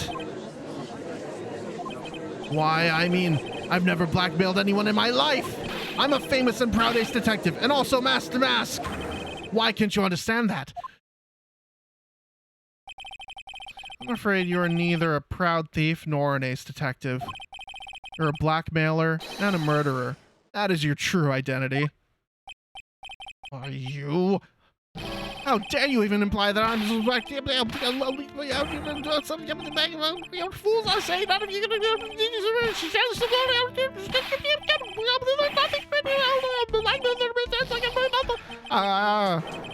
it's enough to make one laugh.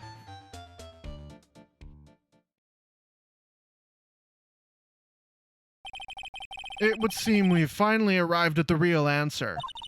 And that was quite a performance by Mr. Atme. Bailiff, please prepare a cell for Mr. Atme. Objection.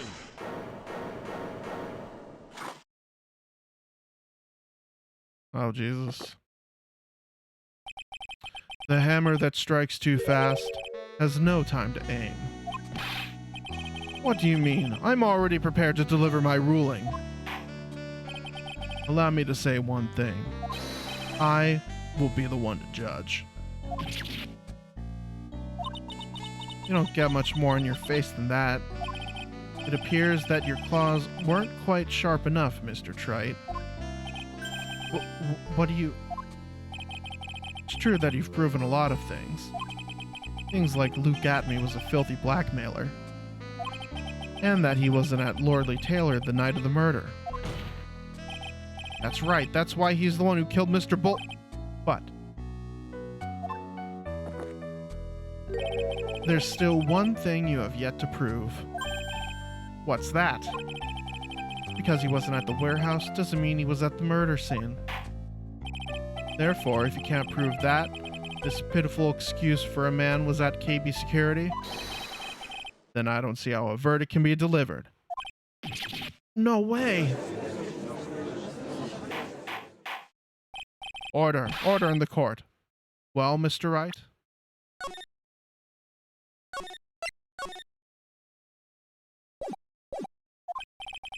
This is it. This is the final round. Gotta prove that Atme was at Mr. Bullard's office on that night. But can you really prove that? That's long enough, Mr. Trite. I want to hear your answer. That night, Luke Atme was at KB Security, and the defense can prove it. With evidence. Are you sure? Huh. Don't you worry. I'll watch over you as you break down and fall to pieces. Very well, then let's see this proof. Proof that Luke Atme was at KB Security that night.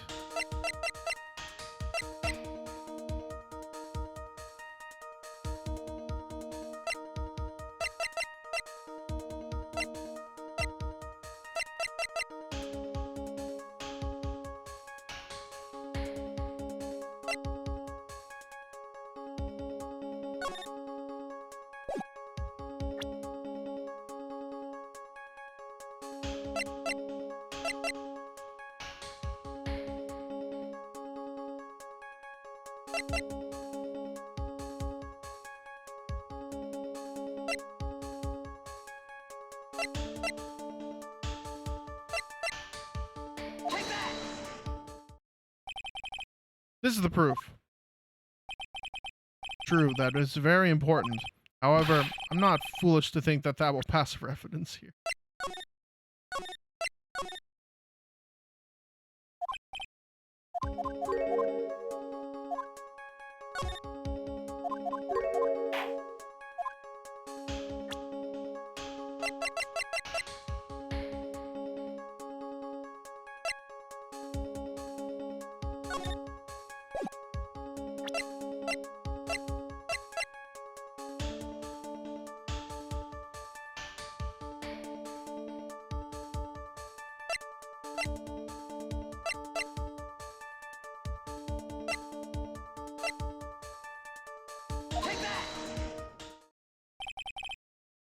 Nope.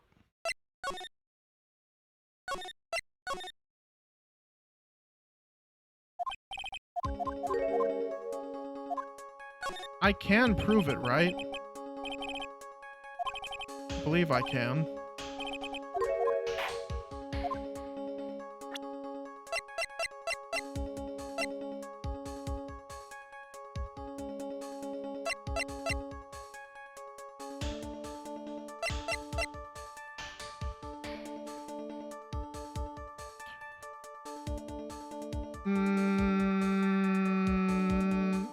Maybe.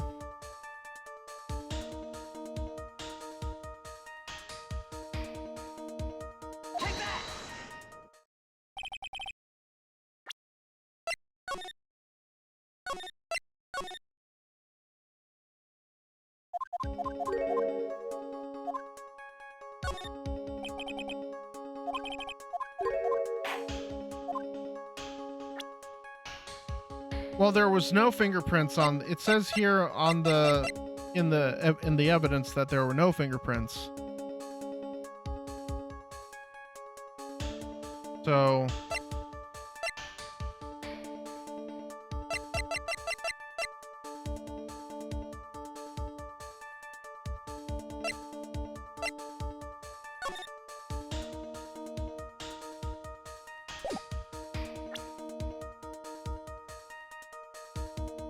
well, it was the blackmail letter that brought him to there.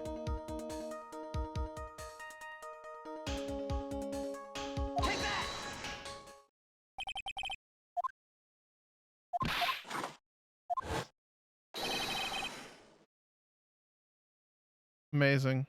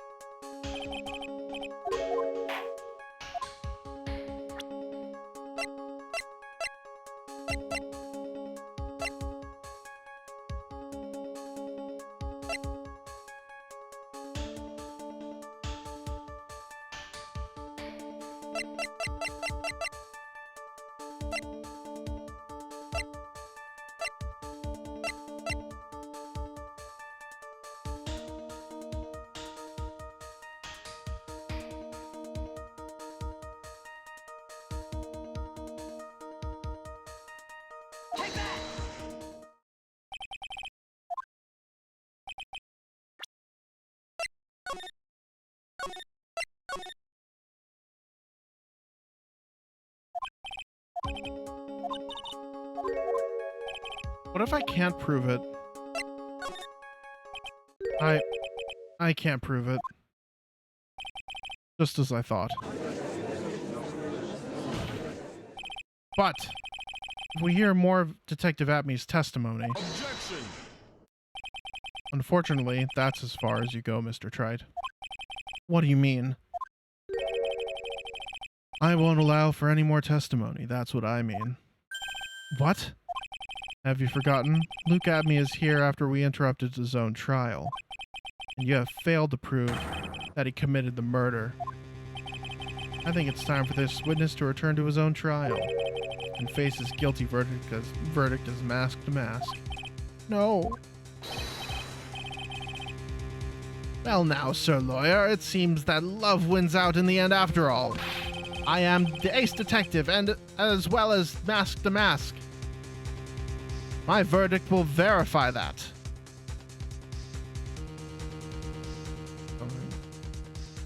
I mean, you probably could have done that. Just as Ron Delights will verify that he is the true murderer. I declare that with the full force of my ace detectiveness. Order! Order in the court! That's enough deliberation over this witness. I can't believe this. At this rate, Ron is... Don't give up now, Nick. We still have tomorrow. We can still look for more evidence, and by then it'll be too late. Huh? Why?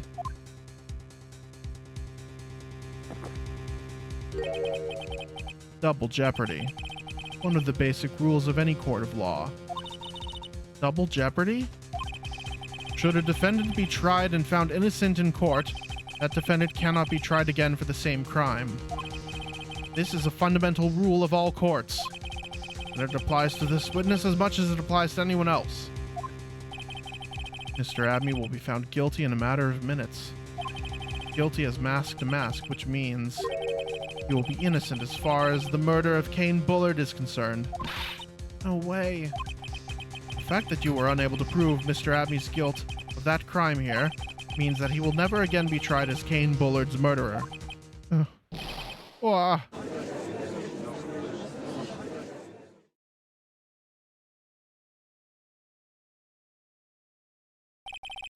Now there's nothing I can possibly do to win. Even if Ron is proclaimed to be innocent, the real killer, Luke Atme, will go free. You have cross-examined every statement the witness has made here today. And as long as there's no more testimony, I'm afraid I have to declare that there will be no further questioning of this witness. Are there any objections?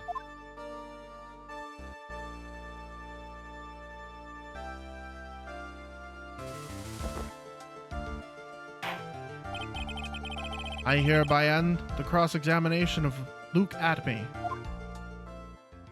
Objection! Oh shit. I think I see it. Your Honor, when you were a child, this is what was on your report card every year. Has poor hearing and often makes mistakes as a result. How did you... Phoenix, raise your head up high. Have you forgotten what I used to tell you? A lawyer is someone who smiles no matter how bad it gets. That voice. No way. Long time no see, Phoenix. Mia! This is the true power of the Kurain channeling technique. I know that it's really Maya who's standing before me, but right now she's my mentor, Mia Fey. Now, let's do this. But there's nothing more we can do, Mia. Without any more testimony, I can't cross-examine. Not yet. The testimony's not over yet. What do you mean?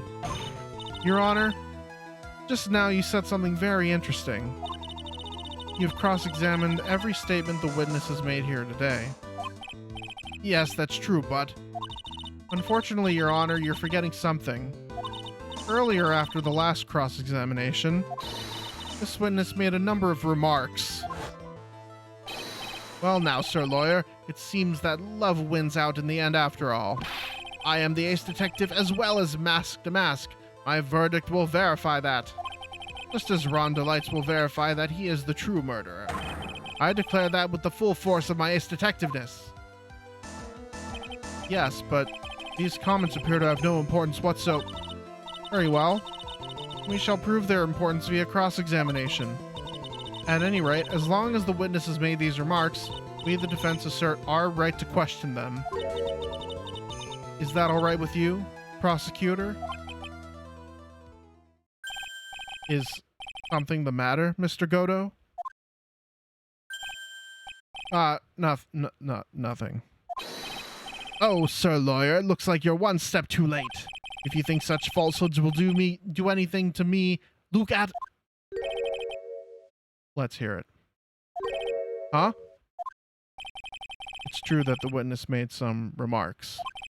So then, let's hear this last bit of cross-examination. Mr. Godo, what are you... Very well then, Mr. Luke Atme. I'm going to allow the defense to cross-examine your earlier remarks. The defense would like to hear why you declared the defendant to be the true murderer. So please, give us this one last bit of testimony. Phoenix, this is it. This is our absolute last chance. Yes, Chief.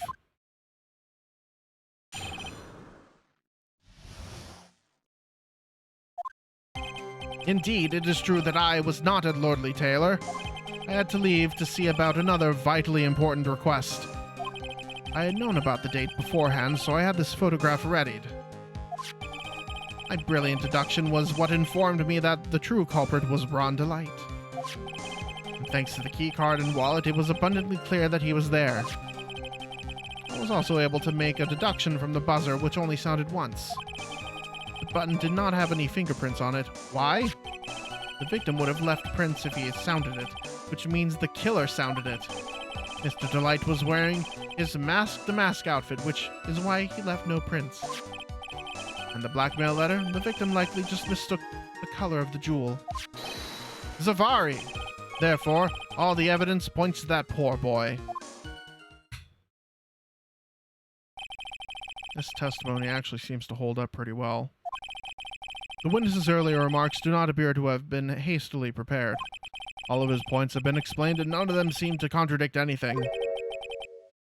But of course. But how did you know about the emergency buzzer? The police investigation documents went directly through me. And I always look over all documents. It's elementary, sir lawyer. Are you going to make even more trouble for us now, sir lawyer? I will not allow any of your usual shenanigans, Mr. Wright. Yes, Your Honor. I cannot postpone Luke Abney's trial any longer. This is your last chance. Hang on a sec. Just one chance? Huh. Seems that the party's about to begin. Well, Phoenix, there isn't any evidence that contradicts with that testimony.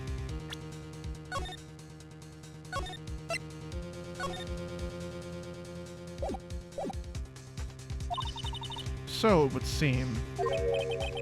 What do you mean, so it would seem? Listen, Phoenix, pointing out contradictions doesn't always mean you have to present evidence, does it?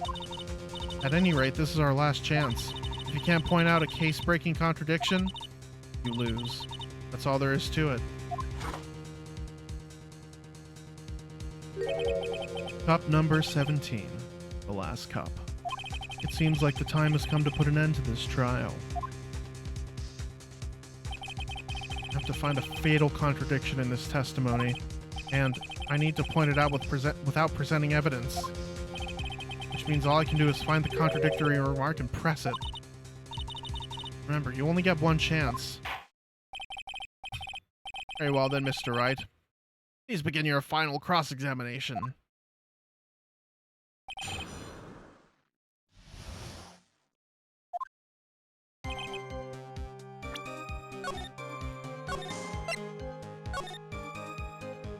Down to the wire now. But he was not at Lordley Taylor.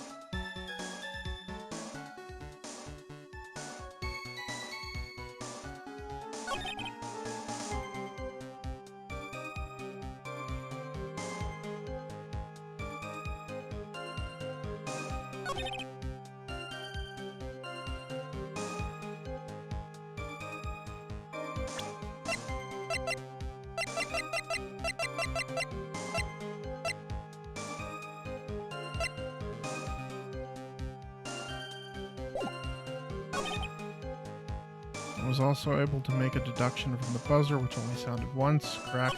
The button did not have any fingerprints on it. Why? The victim would have left prints if he sounded it, which means the killer sounded it. The killer was your supposed killer was unconscious.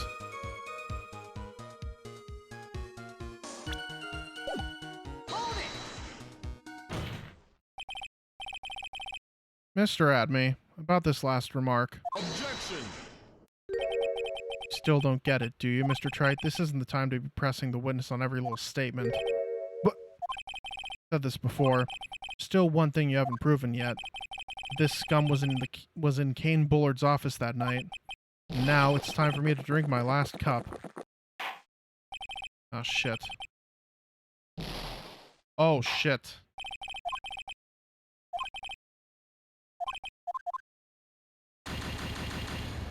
Well, shit.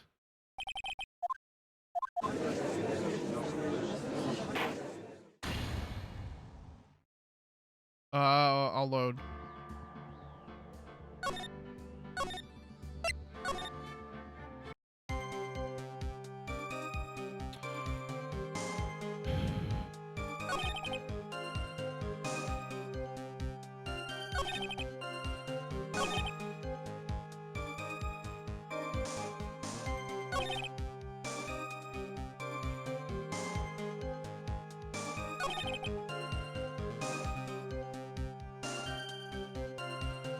Oh, I know you know what it is.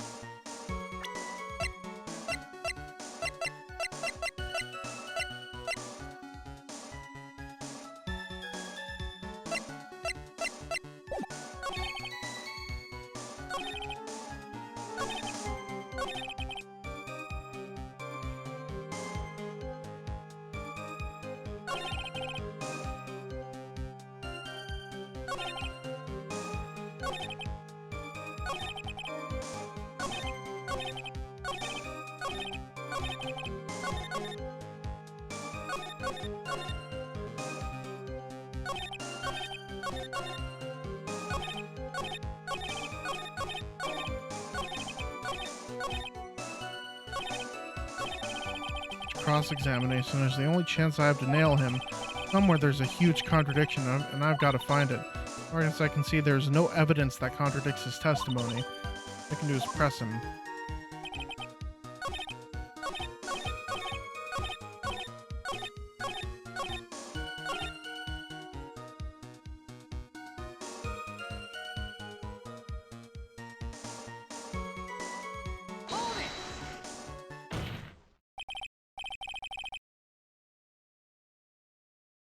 Objection. Yeah. I can't do rapid fire pressing.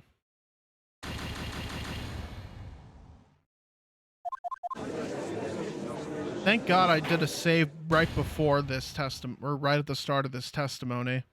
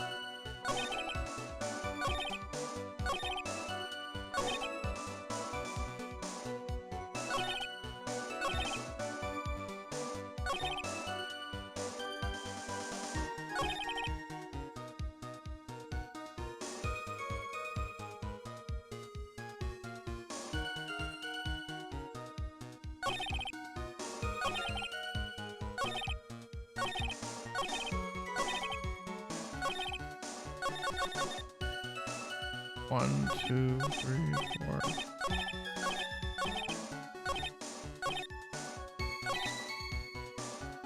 11 fucking statements.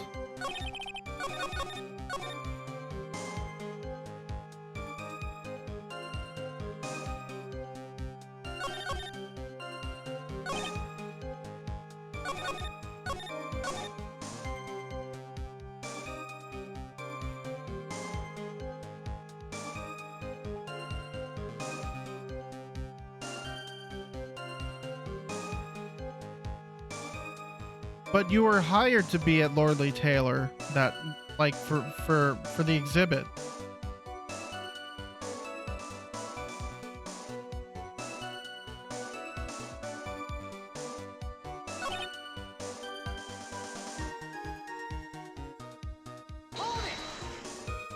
Ah, shit.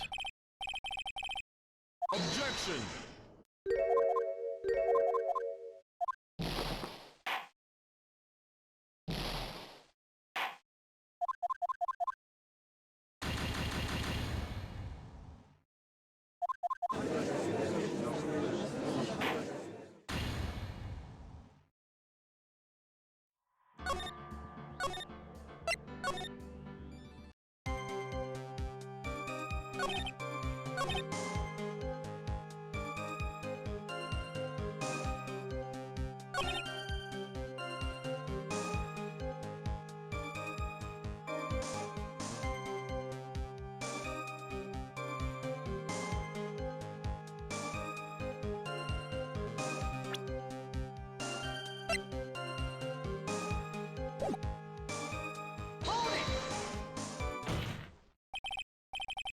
Nope. Objection.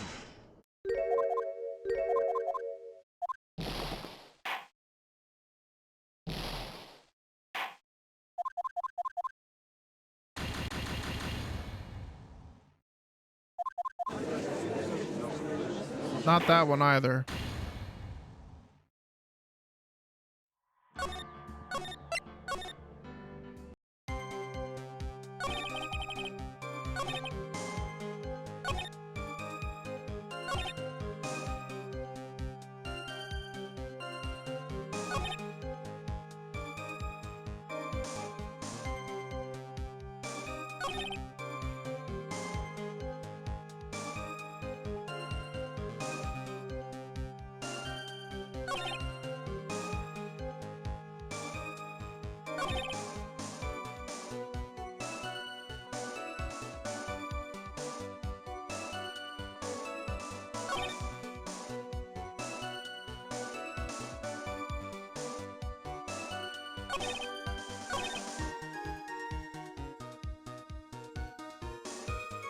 What could the huge contradiction be?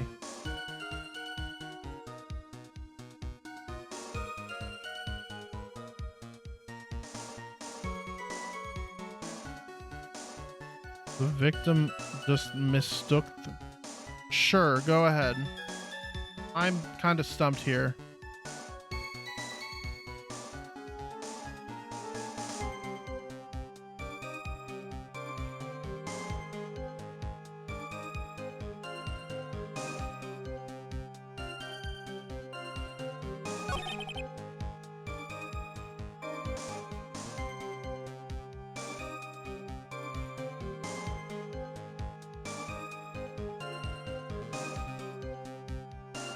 Proving that Atme was at Kane's office.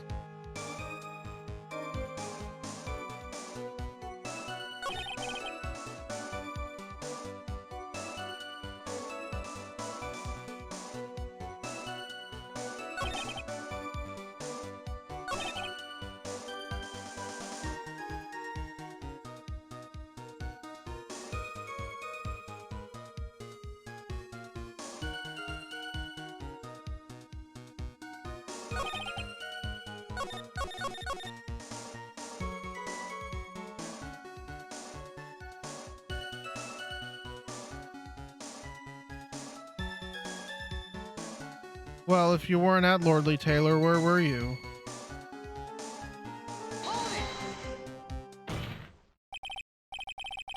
Objection. Bullshit.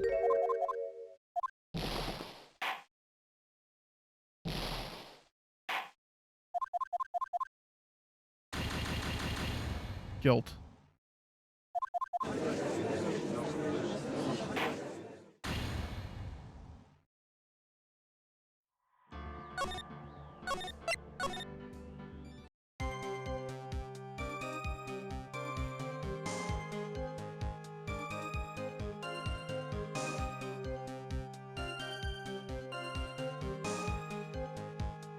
Does something that proves he was at Kane's office. And another vitally important job request.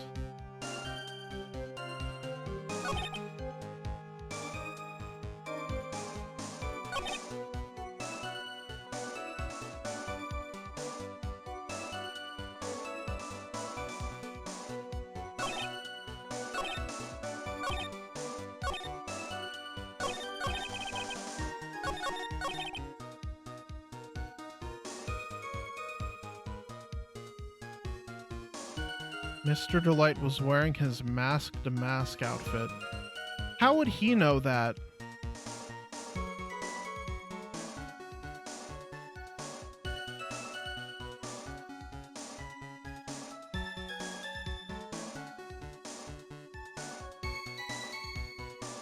How would he know that he was wearing his mask-to-mask outfit and not just like a normal outfit?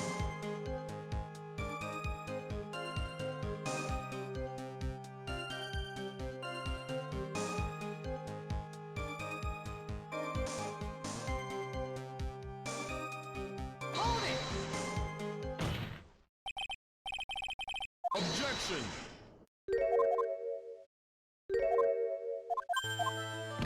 Oh shit. Wait. Oh fuck. I thought. Okay, I didn't. Let me actually read this time.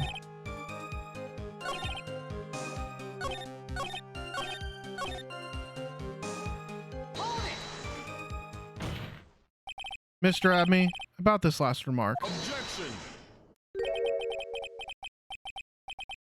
You still don't get it, do you, trite? This isn't the time to be pressing the witness on every little statement. I'm afraid you're the one who still doesn't get it, Mr. Godo. What? Mr. Abney, seems you have finally admitted that you were in the CEO's office on the night of the murder. How can you say that? Let's review your testimony, shall we, Mr. Abney? The button did not have any fingerprints on it. Why? Mr. Delight was wearing his mask-to-mask outfit. Is that correct? Indeed, that's what I said. My deductions are absolutely foolproof. More like your deductions prove that you're a fool. I'm sorry, whatever do you mean? For some reason, I'm starting to get really thirsty. When exactly did we learn the fact that Ron Delight was dressed as mask to mask when he went to the scene of the crime? That was, it was just a few hours ago. Back when my sixth cup was looking at me with a cold stare. Huh? Oh, did I forget to mention it before? I'm sorry, I just never had a chance to mention it up until now. That's right. The defendant had yet to tell anyone else this fact before this morning. Therefore, only people who should know about this are those who have been watching this trial. Do you understand now, Detective Atme? There is no way you should have known about that.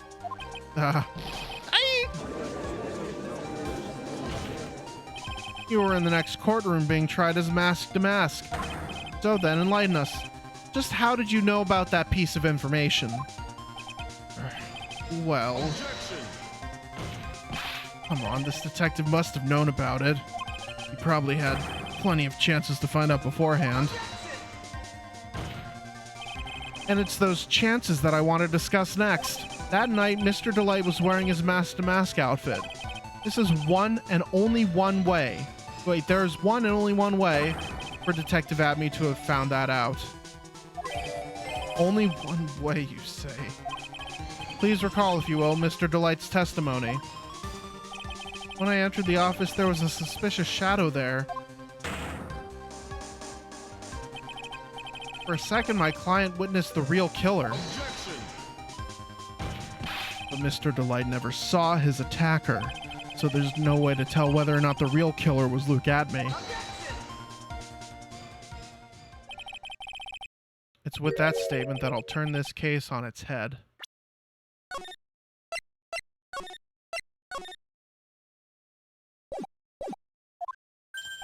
Just what are you implying? Mr. Delight saw the real killer, correct? Now, if you turn that statement around, stands to reason that the real killer had also seen Ron Delight. Possible.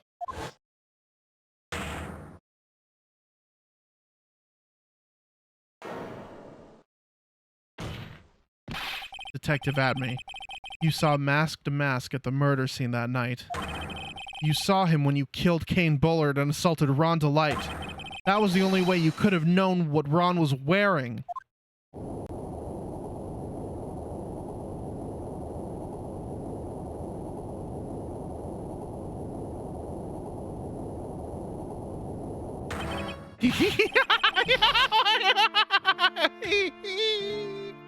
Take a good look, everyone. Unable to find a rival worthy of my genius, I was forced to create one by myself. Here I am, the tragic clown. That's the same line you gave yesterday. But I think there's a little more meaning behind it this time.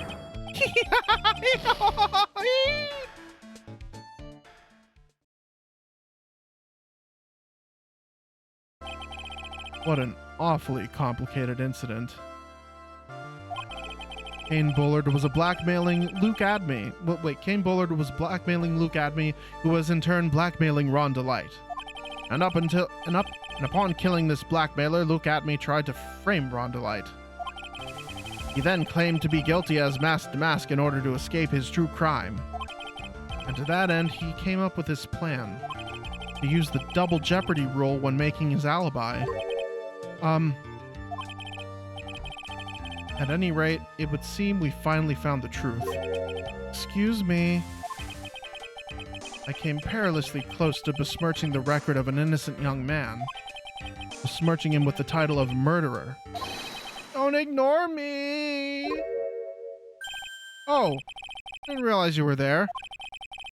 Why wouldn't he be? About the verdict. I know, you never committed any murder. That's right, I'm so glad you understand that, but I really am Mask to Mask. Huh? So, thanks to that trial yesterday, I'm innocent now, right? What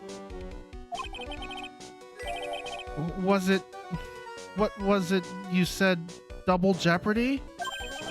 Now that you mention it, I've been careless. Careless? What do you think, Mia? As the defendant says, the rule of double jeopardy is absolute. The defendant can never be tried twice for the crime in which he was once found innocent. Then, Mask to Mask is really innocent? It would seem so. For now. For now? Now then, this court finds the defendant not guilty.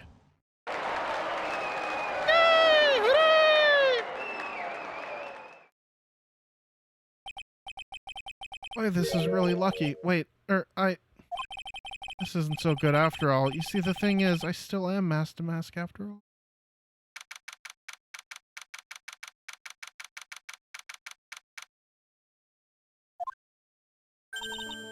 You did it, Phoenix.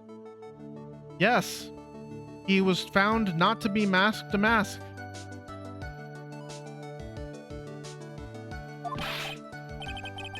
Thanks, Mia. It's been a long time, hasn't it? Yeah, it's because Maya doesn't call on me much these days. Oh? I'm just joking, Phoenix. Don't take everything so seriously.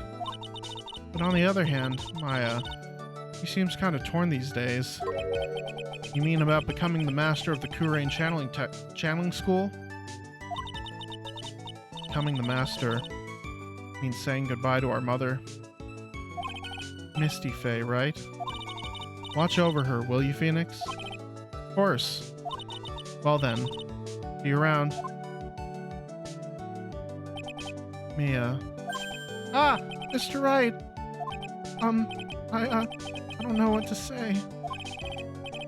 Congratulations, Mr. Delight. Thank you so much. No, wait. Nothing really matters anymore, though.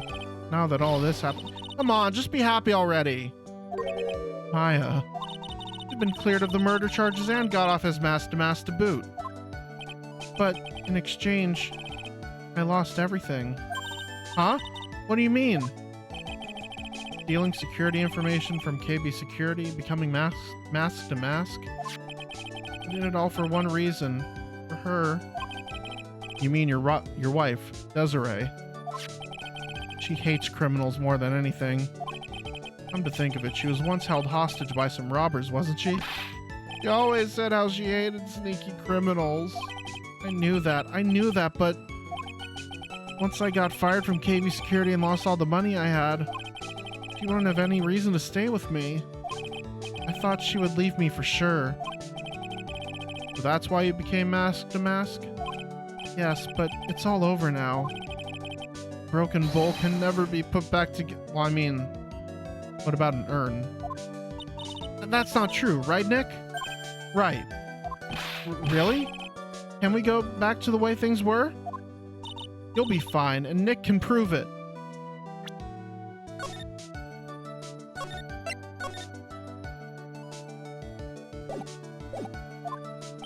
I can? I kinda wish he would check with me first. Mr. Delight, even if a bowl is broken, there's always a way to put it back together. The sacred urn? Desi was the one who found this. Desiree, your wife. She's always believed in you, Ron. That's why you'll be fine. You don't have to worry about anything. Ah, there you are. Miss Delight. You did it, Ronnie. You're innocent. I'm so happy. Thank you. I appreciate that, but, I suppose you don't want anything more to do with me, do you? Ronnie, why didn't you talk to me about what was going on? I had no idea you'd quit KB Security. Never imagined that you were really mask to mask either. Miss Delight, what are you going to do now that you know? You're not going to really leave him, are you? Come on, it's obvious, isn't it? How could I ever let a wonderful man like him get away? After all, my bike's really fast. So fast, there's no way he could ever get away. But didn't you say that you hated criminals? Oh, I only hate people who act all cowardly and sneaky. Like that detective. I see. My Ronnie went and declared his crimes before he committed them, like a man. I just love a man who's so chivalrous. Chivalrous? I knew I was right about you. Every day I spend with you is filled with thrills and excitement. Desiree, you really do love Ron, don't you? Nicky boy. Yes? I'm really glad I asked you to defend my Ronnie. Thank you so much. I'll never forget what you've done for us. Oh, well, take care of yourselves. You too, Nicky boy. Gulp. I can feel my face going red. Mr. Nick, Mystic Maya, congratulations! Talk about bad timing. Mr. Nick, how could you? With another man's wife in front of Mystic Maya? No, you got it all wrong. I'll never forgive you, never, ever!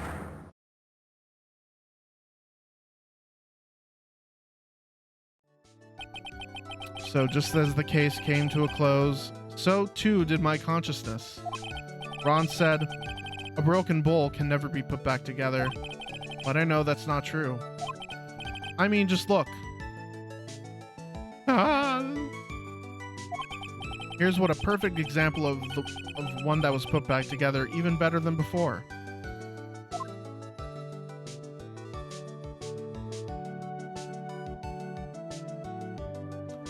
Episode 2, The Stolen Turnabout. The end.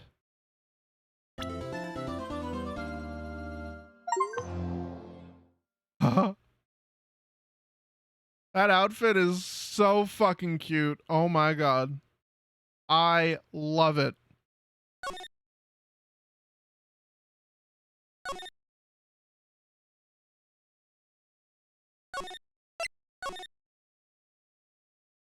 Recipe for Turnabout.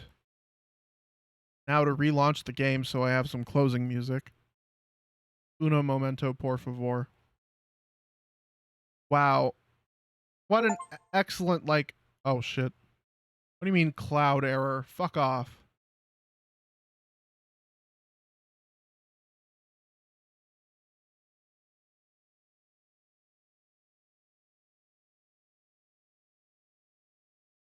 Capcom.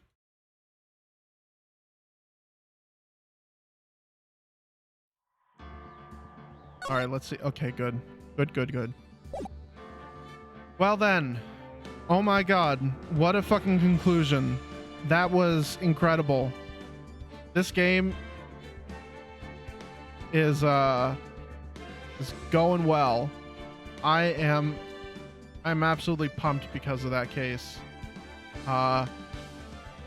I think if all goes well, I will stream this game again on Friday. Oh, man.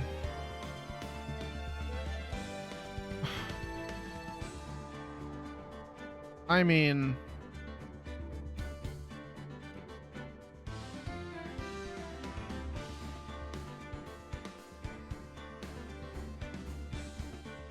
honestly, like, one part of me is thinking old man Von Karma, because I love his vibe. He's just like old, you know. But another part of me is thinking Godo, because in the Japanese version, his objection voice is voiced by Hideki Kamiya. So, I'm biased towards Hideki Kamiya.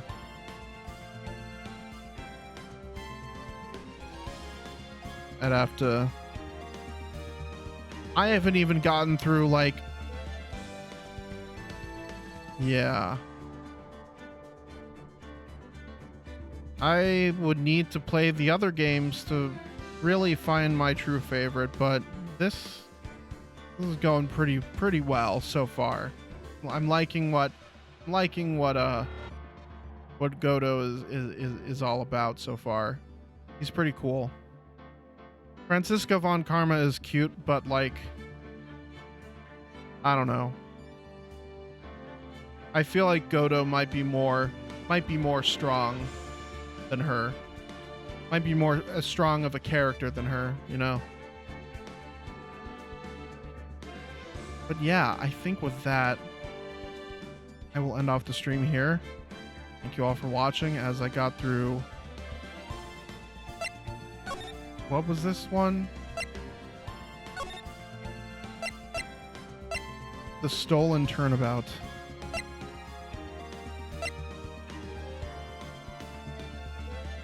And yeah, I will see you all in the next stream. Thank you all, everybody. And have a good night. Ending screen.